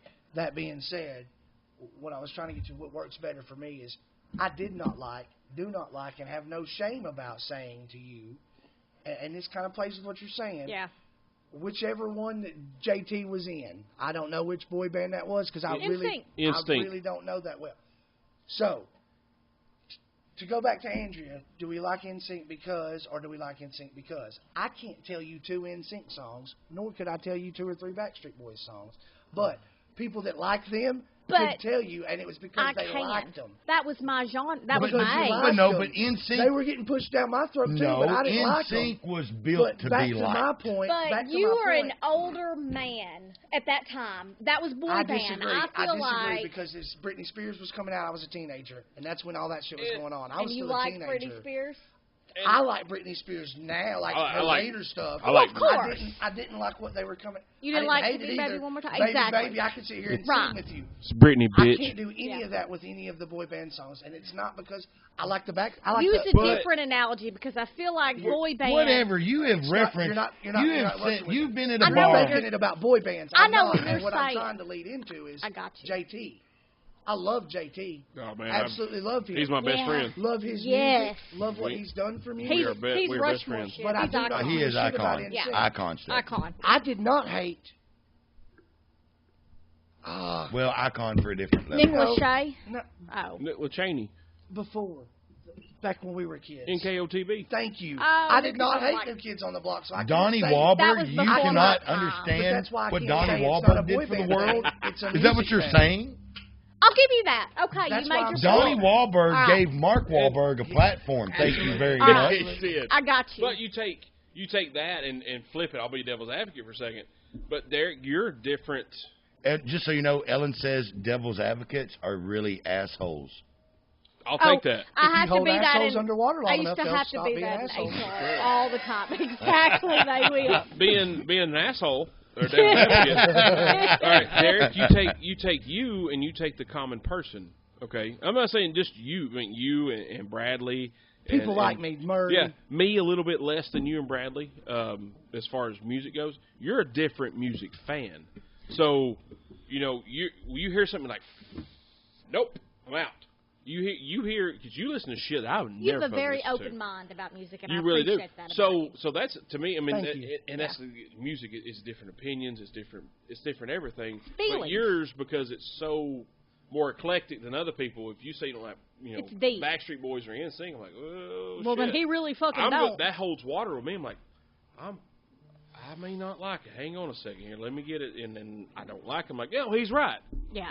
So your opinion's different to me because of how you like music. Yeah. I think a lot of that, and I'm agreeing with you, and I appreciate you noticing that. That means a lot. That means we are real friends because you paid attention. Yeah. To Do that. not give him that much clout. But We rode around seriously. listening to Dixie Chicks, the same damn song over and over again. But it was a good so song, here's a and that's collect my But point. we did too in Bradley's That's Caprice. my point. I listen to music most of the time If you're on a level of depth. Yeah. I'm I- listening to how it's affecting me. Right. Is it touching me emotionally in a happy Yeah. way? Is a it sad associated way? with a great experience? Is it And associated- is it Yeah. elevating that experience? Yeah. I do Yeah. believe Yeah. that you don't And- listen to shit because it's popular. I Yeah. wholeheartedly Totally. believe Totally. that. But You're one of the But very now there's few. some Yeah. popular shit that I love, Right. but it's got nothing to do with it being popular. It's how it Just you you like like it. it. Yeah. Yes. I can And say that's that I'm the that's exact opposite. that's why people create music though. That's Well, no, the part but of it. okay, all right. So now here we go on a deeper level. There's two different things, right? And that's where we talked about who's your favorite rapper bull, because we're talking about two different things. Are you talking about artists that were engineered to make us love them? Or are you talking about people that just come straight out of the womb to be amazing? Yeah. What rapper don't? Who are you forced to love? Yeah. Who are you forced to love because of repetition? Because they're popular. You know, so it's a loaded question, because I've sit in the room with people while they're like, "No, change that word, change this, pull that snare, add this hi-hat," and it was engineered to make sure Andrea loves it. Yes. Yeah. Because I like the popular stuff. And it was also engineered to make sure that Derek hates it. Yeah. You have to have a thesaurus out going, yep, she's not going to like that. She don't like that. Change. Use this word to this word. And you've got also, like, we've sit in a studio to where we've engineered music just so Derek would hate it enough to where Andrea would go, all Tooth does is talk shit about this song. I'm curious now. She's going to champion that I love it because everybody loves it. Yeah. Right. Yeah. Because once again, it was so engineered to make him hate it. Yeah. Right. And it's Do you think? And just popped in my head. I think that creates a division between people, because music, to me, music is the connector and the divider. It really is. 100%. Because like I was saying earlier, you take a person, you think, oh, they love country music, and then they're blasting Tupac or Biggie, and you're like, what the fuck? Because if I pull up and I'm playing, Lil Uzi, or I'm playing Cardi B, people are like, what the fuck are you listening to? Because I like the song. Or if I'm playing, No Vaseline, what the? You're a Metallica guy. You're a Soundgarden guy. You're a Godsmack guy. You're AC/DC, but I'm not really AC/DC guy. But anyway, and I busted one of those. I was like, what the fuck is that? So that that just it is a divider, and it brings people together too. Yep. That's why. When I ask these questions, I always say subjective, your opinion, because I listen to your opinion, her opinion, and I get your point, his point, her point. I think it is. That's what people got to realize. Just because you think it sucks because you don't like boy bands, okay, Tooth don't like boy bands, but he's in love with JT, and so am I. I love Justin Timberlake. Yes, me and him are best fucking friends. Yep. Because he's fun. So that's the great thing about music. It can. If you keep an open mind, it will not be a divider. Well, and to highlight your point, and because I was a part of this, it's like I was a ghostwriter, okay? So it was like when songs weren't perfect, I was part of a pool of people that was asked to write a new verse, to submit it, to then make that song better. All right? So we and that's just what it hang on. Yes. What is that, in your opinion, because you've been there, what does that do to creativity? Okay. Does it rape it? Okay, all right. Organic, the only way pure all right, and when you answer, I want to ask Tooth. Well, when I was a purist, okay, it raped it. Okay. When I was a purist, it raped it. All right? So, but I've got to quote Meryl Streep from The Devil Wears Prada. The Devil Wears Prada. Yes. Which all right. one? I go. All right. So your little girl is standing there, on her high horse. Anna. She's an artist. She just wants to write these great journalists, and she's standing there and she snickers when Meryl Streep and them are looking at the belts and all this other stuff. And Meryl Streep is sitting there and she says, you know what I love? I love just how you don't realize that sweater was pulled from this, that those leggings was pulled from that, and that skirt was pulled from this. And she says, you stand there looking at everything that we do, snickering, not realizing that the exact outfit you're wearing was designed by us people in this room for exactly what you wanted to make happen. Yep. And so that's why when we talk about who's your favorite artist, Sorry, I got it's like, no, you get goosebumps. because that exact same thing spoke to me. Yeah, I am sitting at Losers in Nashville beside one of the very top Christian music writers while he is fall over drunk. That sounds about right. Oh. I can totally 100% believe I'm sitting in Losers, and I'm drinking to my buddy Clint, and I'm like, Clint, who's this? He's going, oh. Clint's like, oh, yeah, that's one of the top Christian writers. You know what I'm saying? So it's and that's where it's like whenever, it doesn't matter what it is, and music is just very personal to me. You reveal this veil. When you peek behind the curtain, you see the worlds are so. Drink up, Brian.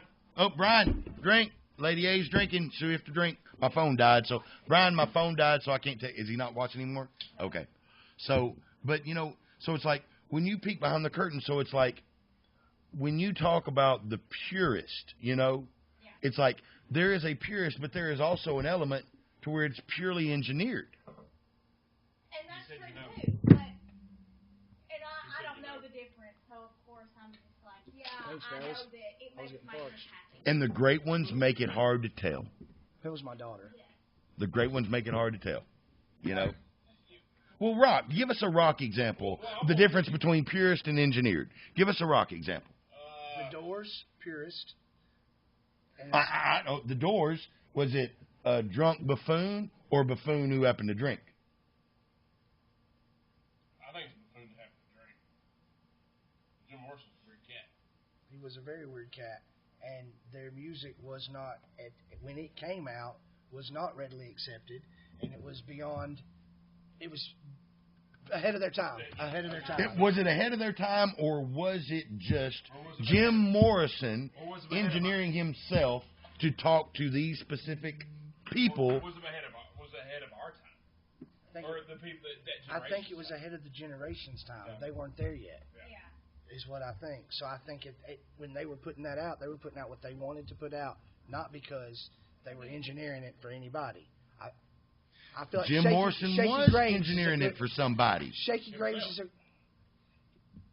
they were doing it for the love that they loved of music. I think that's what they were doing. I love your naiveness of that. I love it. That's Bull's. That's his feed right there. I love the naiveness that Jim Morrison was just on peyote, listening to Indians, and nobody was going to hear his message. I'm not being naive. I'm saying I don't think he engineered music to reach a certain people. I think they played the music that they wanted to play. That's my belief, whether it's naive or not. That you think that's why they did what they did. But it's like Shaky Graves. Look, if you would consider it folk, I guess you would consider it folk. Yeah.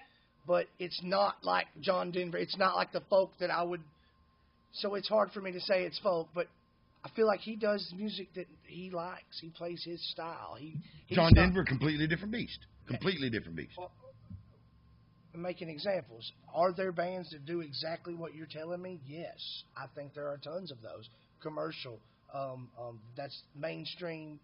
That's what they're there for. Do I think there are bands that are doing exactly what you're saying as far as engineering specifically for the bad publicity or these particular people? Marilyn Manson being a perfect example of that. Yeah. He himself has said, I do this because it makes me money. Like, I know this is going to appeal to a certain class of people. And I do think that happens, but there are still true artists out there. And I do believe, and I can't blame them. I do believe there are true artists still out there, and I do believe that some of them still make it. And I'm going to use a country example. I love your Eric Church does not try to play to what the record labels may want mainstream pop country to be. In a lot of aspects, Chris Hill has showed me 2 or 3 different Eric Church songs that I've actually been like, man, I really like that. He can play the hell of a guitar. I like that song, but it's not what you hear on the radio. Yeah. And the majority of his music is not Simpson, what you hear on the radio. Great example. Sturgill's great. That's awesome. Eric Church played with Lizzie Hale a few years ago. He was pretty much cussing the fucking record label. And he's playing with the lead singer of a metal band. I think to Bull's credit, and I want to be really clear with this, Bull. I'm not trying to go completely one way or the other, but to your credit, I do believe that there was a spot in time where music became the industry that it is today. And it started early and it's worked its way to where it is. But I do believe that there was a genuine, pure time where artists came out because they love to perform music and it made them happy. Yeah. And that's what most of the artists at this point, the good ones, the ones that really touch me, aren't the biggest names, aren't the mainstream, aren't necessarily what you hear on the radio every day, but they're still out doing it, playing club shows because they're doing it for the pure joy. The Foo Fighters, for instance, they play club shows to this day. Foo Fighters. You said they did Rick Astley when they play in London. They come out and play Never Gonna Give You Up. Rick Astley did? Yeah. He come out with the Foo Fighters. The Foo Fighters. When Bull was saying he was a ghostwriter and writing, songs, because you haven't written that many songs, but you've written some songs. I have. How What's Well, admirable? not as a ghostwriter, not a song, but I was asked to replace either bridges, choruses, or verses. Right. Okay. And it was not just me; it was with a group of other. And this is not a knock, slight at either one of you. As a songwriter, how did you perceive that one? Like if Craig, just sake of argument, if it would have hypothetical situation, if Craig would have come in, hey man, use this word to this word, how would that have you been okay with it or? But now you're not talking about ghostwriting. Now you're talking about production. Yeah, collaboration. And, well, it's helping out in on groups, on a blah, broad blah, blah. spectrum. It's the same thing. So it's great that you asked me that because Craig and I, especially Craig, we played music together, and Craig has written bazillions of songs. Yes. I have written a few. If Craig was to say to me, hey, man, I think this word would sound better, I would say, well, let's try that. Yeah. And I would try it. And if I agreed with him, then I would change it. And if I really didn't agree with him, hey, man, I appreciate the input. I'm still going to stick with this. Yeah. Craig and I, in the reverse, it's easier to work in the reverse because he wrote so many more songs. But he invited that creative, constructive criticism to help make his songs better because the song meaning didn't change because one word changed. Right. Okay. You know what I'm saying? Yeah, I got and you. if it really does flow better, but Craig was the same way. But He'd you're be wrong. quick. You're wrong. Everything can change with one word change. Can and does are two different words, and right and wrong is not. Does not play fair in this conversation. Well, I agree. When you did that, how did the artist or how did you feel when you changed a word or a chorus or a melody or something? How did it? I just want to because let me preface this question by saying this. Yes. I've tried to write a song, and I couldn't do it. I just wrote down a bunch of thoughts and what was in my brain at the time, and I gave it to Craig. Hey man, here's some thought, and Craig was like, I don't fucking know. Because I don't understand the songwriting process. To me, people who can write songs, write poetry, or even just capture the thoughts on paper, I can do it, but do it into a meaningful way, it's alien to me. I'm like, how? To me, that's an art within itself. How in the hell do you do that? Yeah, but how can you even say that about yourself? You don't know if it's alien to you. I mean, have you I've taken a hold? tried. I've tried. Well, no, you haven't. No, here. You don't know if you're good at it. You have not been taught. You've not either learned the structure, figured out your own structure. That's what makes it alien to you, in my opinion. Yeah. It's not because you can't compare it to anything. Right. It's because it didn't come natural to you. Right. Yeah. Okay. Yeah. No. You're not putting it in a specific scenario. Like, if Craig told you, like, whatever you wrote is shit, you know what I'm saying? Like, I mean, I'm not saying that he used those words exactly. Right, yeah. That's not how, and even in the scenario Derek is just talking about, right? What you're talking about is you're talking about riffing.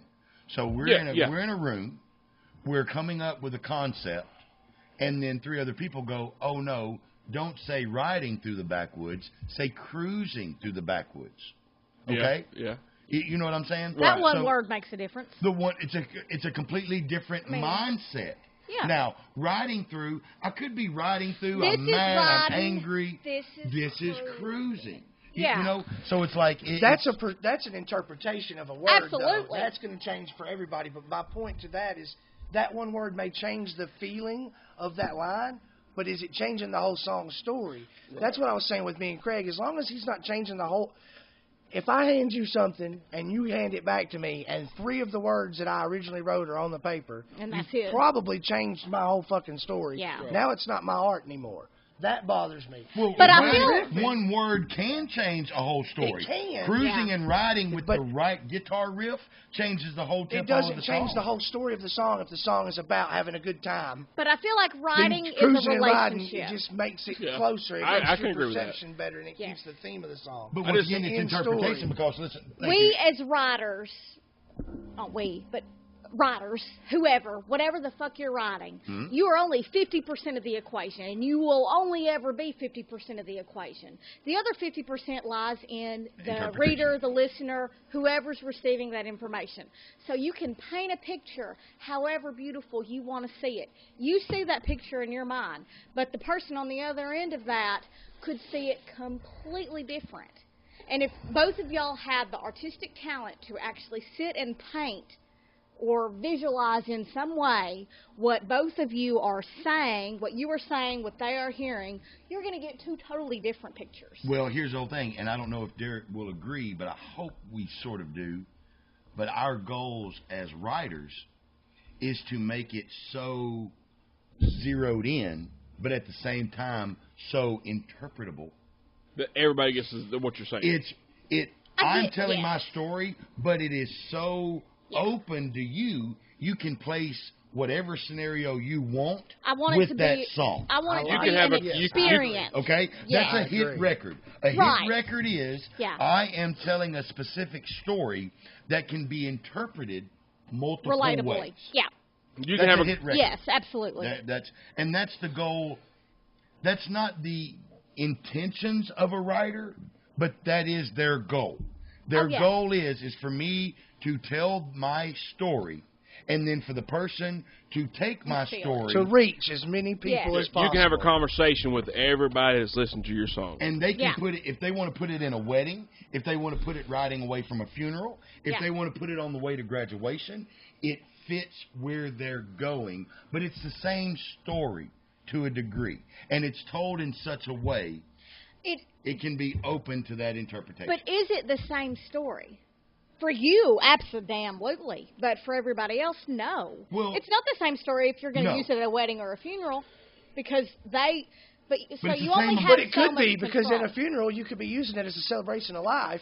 That's true. So it really could be. It could be. We could go all night on this. Oh, I know. Because I went skydiving, Rocky Mountain climbing. Right. You know what I'm saying? That could be a celebration, but for some people, like for me, because it's the end of life scenario, I mean, it can make me sad. Right. But that shouldn't make you sad. That's a celebration of life. I totally have. Go ahead. It's interpretation, Bull. You're right.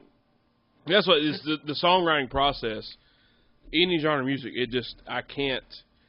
How in the hell? It just to me that's art within itself. God damn it, hiccups. Within itself because of. Okay, I'm feeling this way. Because of this, so I'm going to write this, and then it turns into this. It baffles me how in the hell, God dang hiccups, how y'all do it. Ah! Sorry, I peed a little. Okay, well that worked then. You know, it baffles me how you take this feeling, and you're going to write it about this subject, and use these series of words, and then you put it in here, and then you put music to it, and boom, there you go. It just, to me, that is, it just baffles me. God dang hiccups, how writers do that. It is unbelievable to me. Well, and that's the whole thing. Once again, pulling the veil back. It's Josh Moore. Made a great reference. About it. Talking about the show. Okay, it's muscle memory.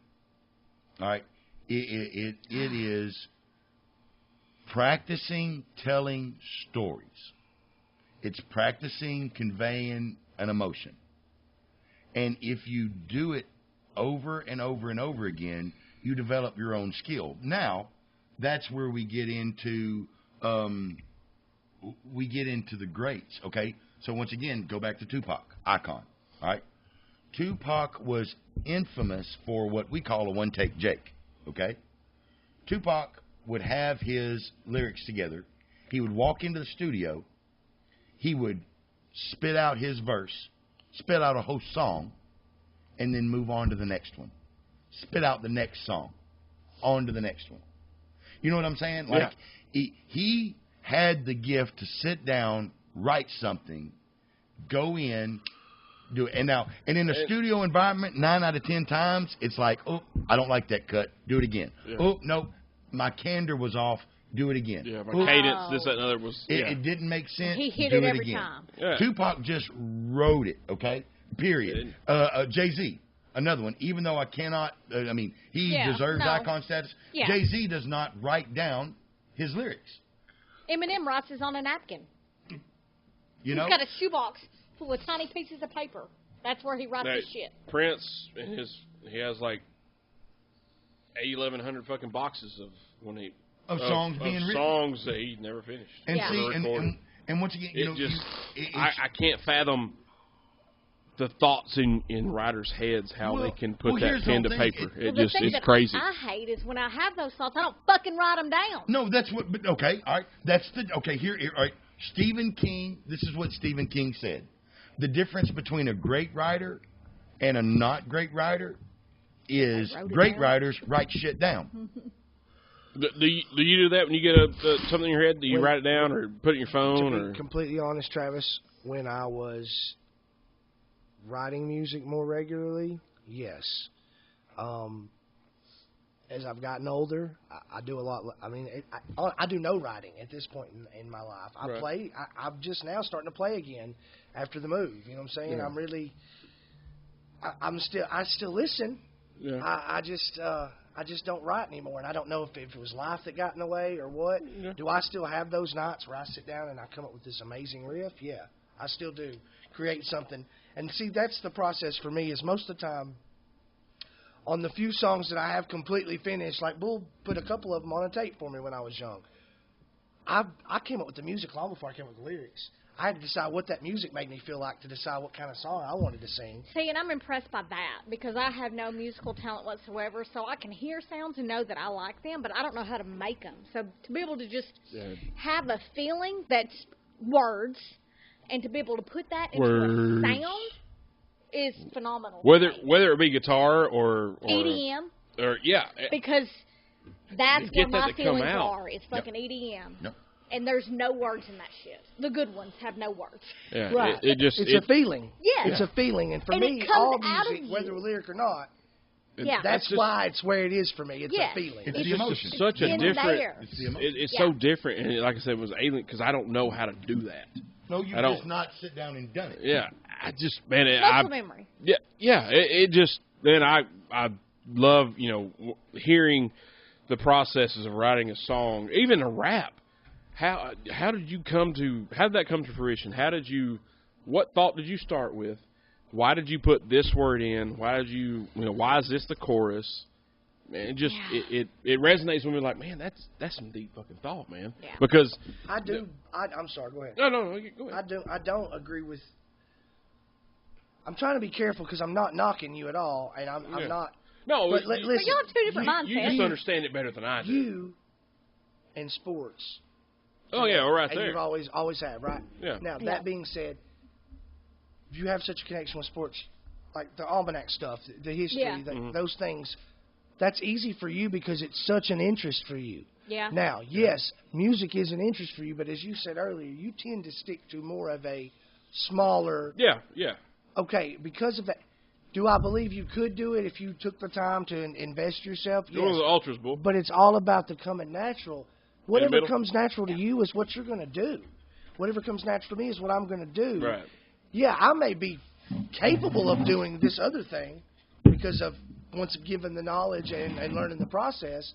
But if it comes natural, that's when I feel like it's that when you sit here and say, it's alien to you, I believe you because I think it's alien to you because it's never came natural. It's never been what you instantly synced up with. Yeah, I think that's the beautiful part because there's songs we all listen to that will give you chill bumps. Oh, Talking absolutely. about songs give you chill bumps.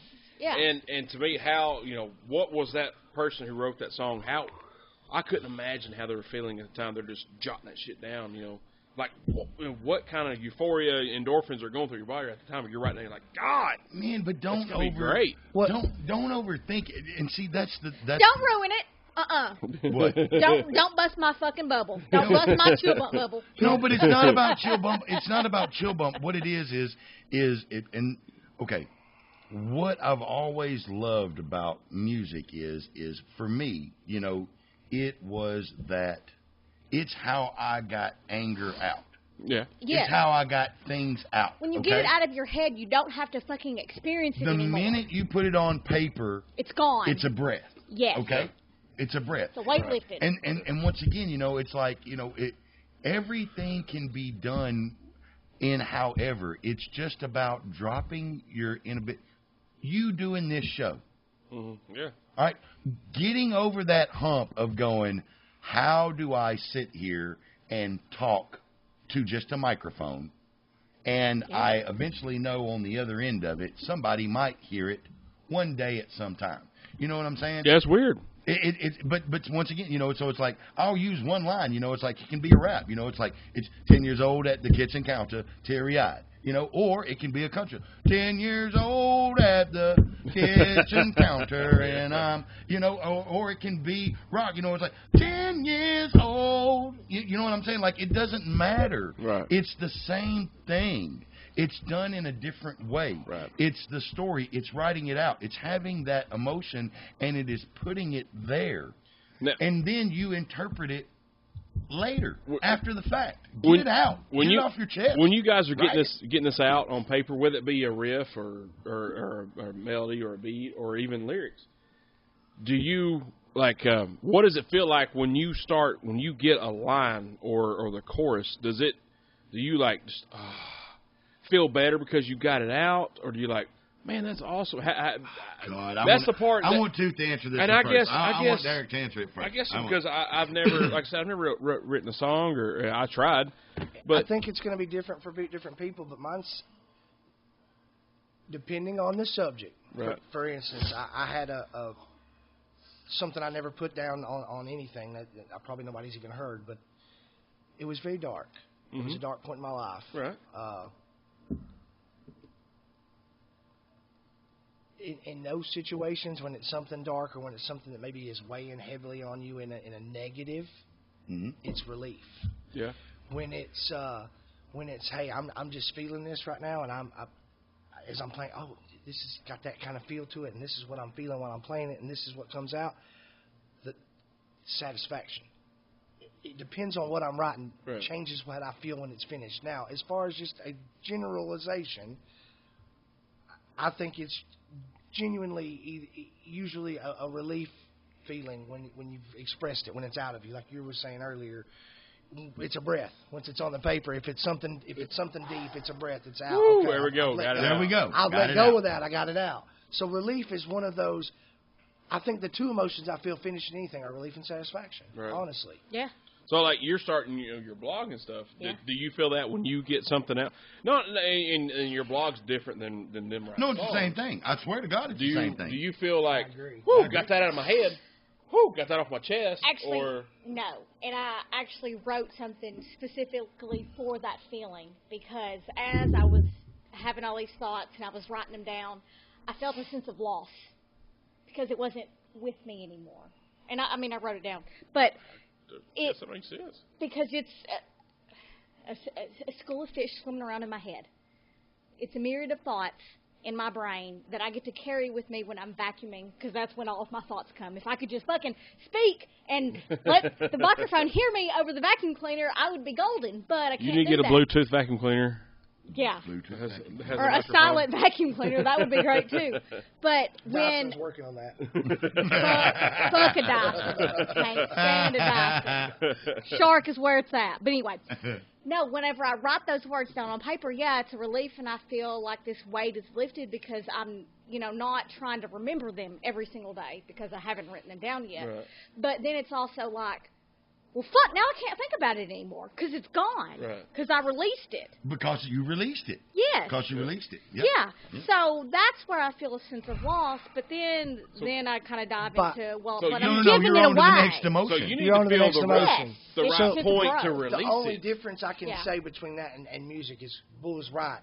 It's no different as far you're writing your song. It's just not to music, okay? No, not at the all. difference is where you're saying you feel a sense of loss. Yeah. For me, once again, it's all situational. It's all depending on what kind you're writing, what mode you're in. Right. You know, if you're writing a love song, if you're writing an angry song, if you're You want writing a to happy get that song. shit, yeah.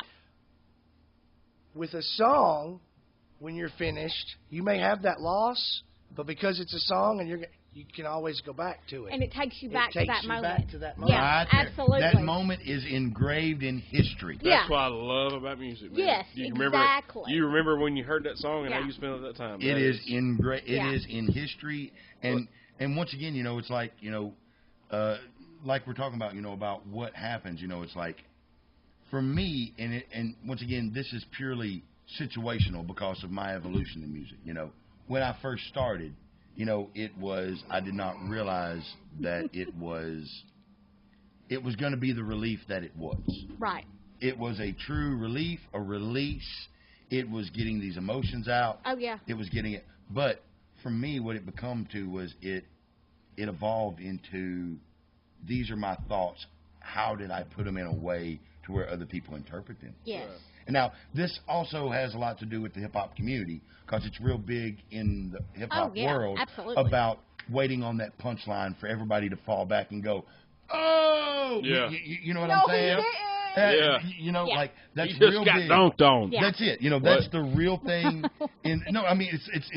That's exactly what it is. You're looking for that, like, the whole time. That hook. Yeah. Your whole time. And that because once again, it's like, to go back to from a standpoint as a writing it from a urban perspective, it's like I'll reference a line again. It's like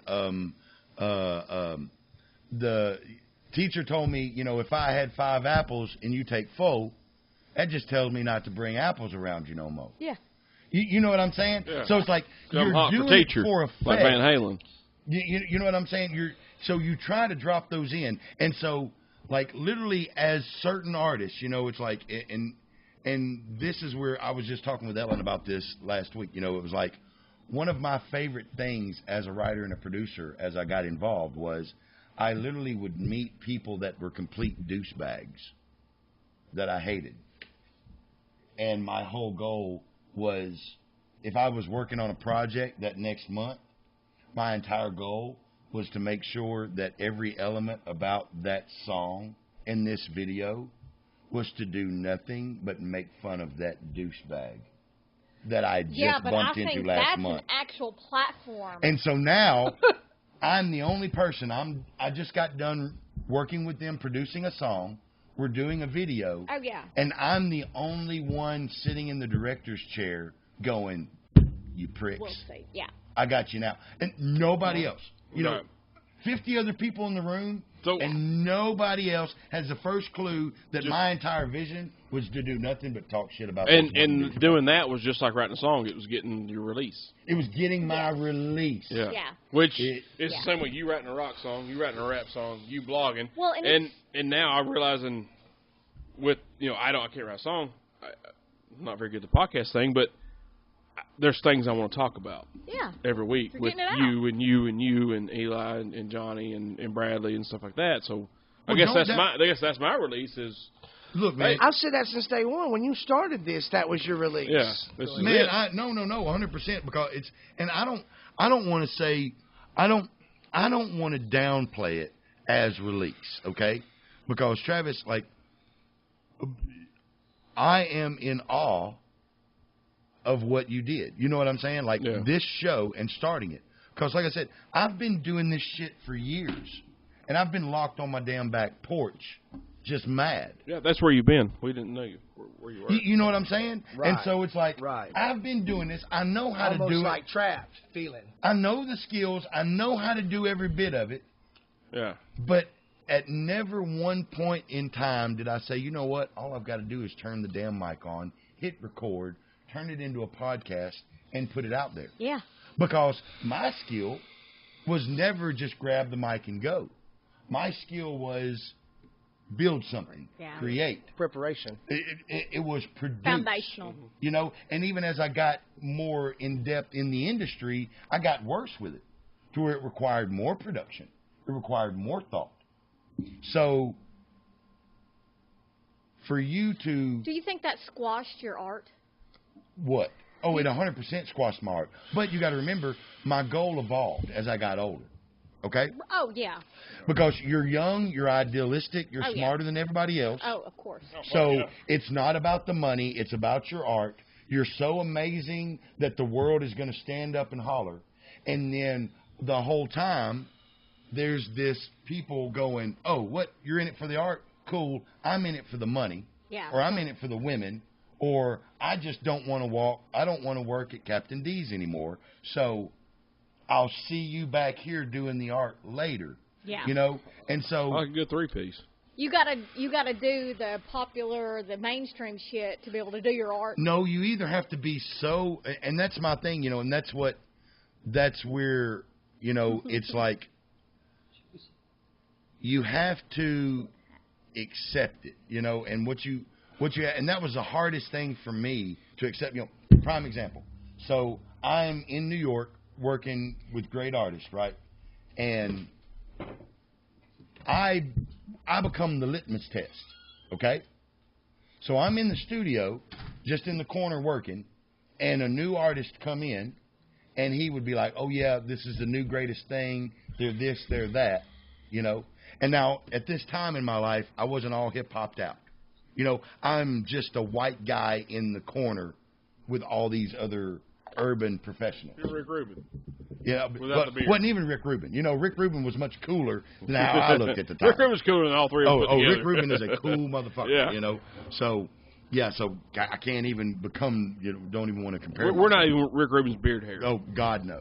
And so I'm there, you know, so it's like, but it become a badge of honor to where they're like, all right, let's hear what you got. And they would go in there, and the young artist would get in, he would do his lyrics, he would sing his chorus, he would do his thing, and then come back in. They'd check it out, and they'd go, okay, all right, so now let's see how you stand up. And they'd yell, hey, Bull, go in and drop a verse. So I was at the point to where if you weren't better than me, you did not get the next stage. Right. But I wasn't good enough to make them better. To be on that album. Right. You know what I'm saying? So you want to talk about, like, you know, humbling, being part of the system, understanding. So it was fun, you know, and it become all that, you know what I'm saying? So, but there's these weird things of where we sit in our life and of where we, you know, sort of try to figure out. So it's like, I was mad about that in the beginning. Because, I mean, like, I'm like, this young guy, they've just put $250,000 into him. They brought him into the studio, and he just got turned down because I just outdid him. And then I just go right back to my corner, go back to working. You know what I'm saying? But instead of realizing what it was and how I could take it and go on and move, I really let it make me mad. You know what I'm saying? For a lot of my life. Did that fuel any creative fire doing that? Or? No, it makes you angry. Yeah. Because you've learned the system, you know it all, you know all that BS. Anger is the one emotion that can crush artisticness instantly. I will tell y'all now, to this day, and I still say it, I hate music. I hate music. But I'm an addict. Yeah. You know what I'm saying? It's made you jaded. I don't love music like you guys. I am addicted to this stuff. Like, if it's like, you know, with so, me. I want to clear my point. So my point is to have the balls to just say, you know what? I'm going to turn the mic on, hit record, put it out there, and I'm going to do it consistently every week. Yes. And I'm not going to care about Travis. You are the best artist, because artists sit around and they're worried about what people are going to say. Yeah. They worried people are going to hate their music. Yeah. They worry because it's not a hit record. But the best artist, whereas Derek's point comes all back around to, the best artists go, this is my art. This is my story. I am going to tell it, and I am going to continue to tell it, and it's going to be great, and people are going to enjoy it. And if you build it, they will come. Yeah. And so it's like all this other stuff from an artistic standpoint. You know what I'm saying? You don't understand how much it is. Hats off to you for just continuing to turn the mic on and go. Because once again, like Derek says, we're writers.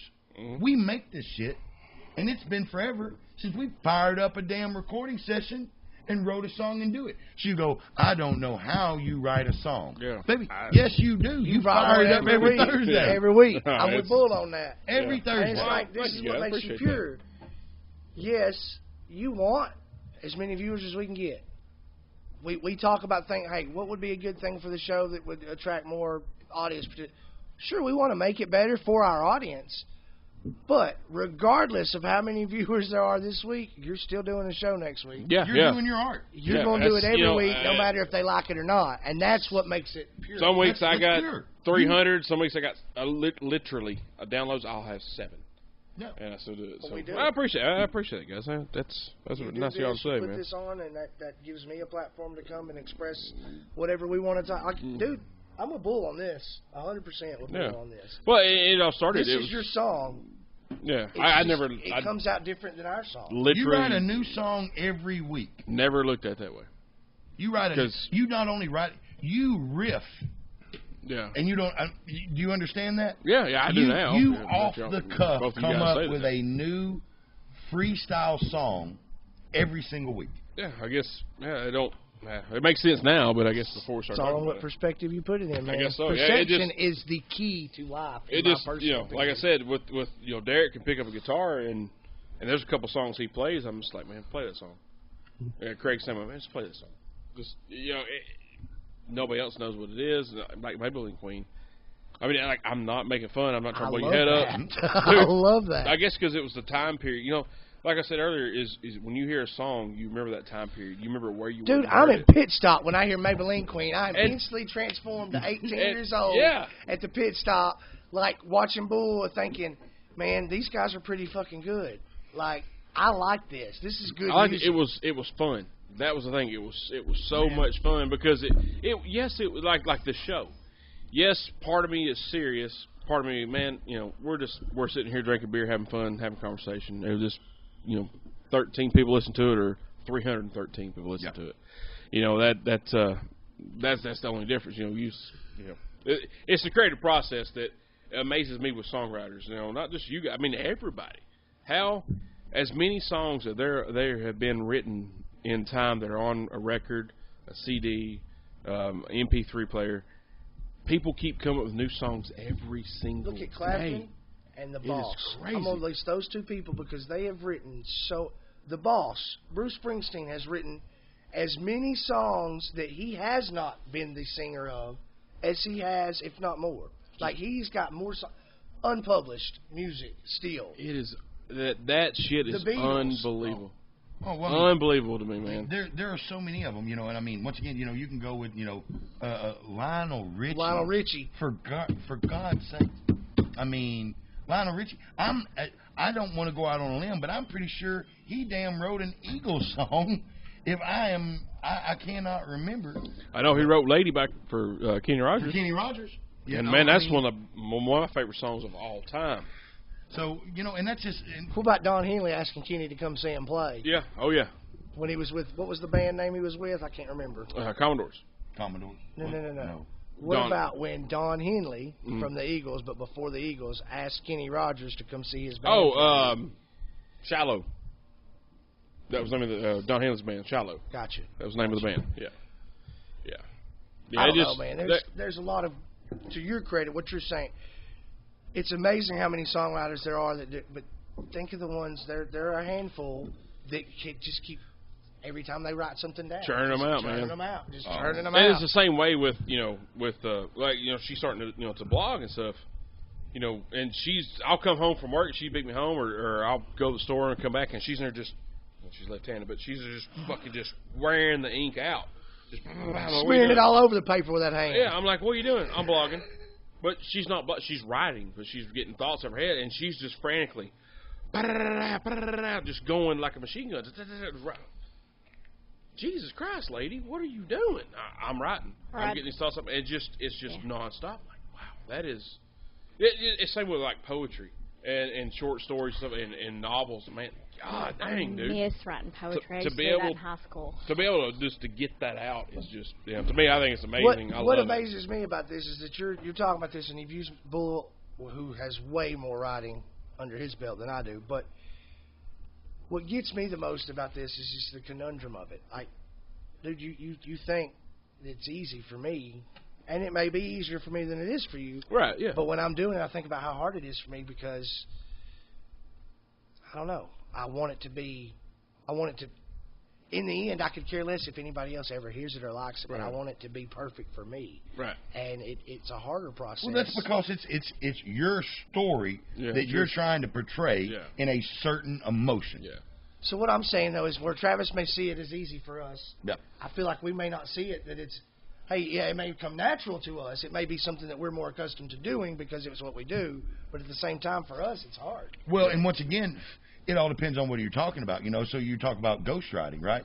So when I hear another guy who's already done verse 1 and verse 3 and got the hook together, okay, and they're just saying fill in the blank. That's easier than the whole song to me. Yeah, that's easier than No, go ahead.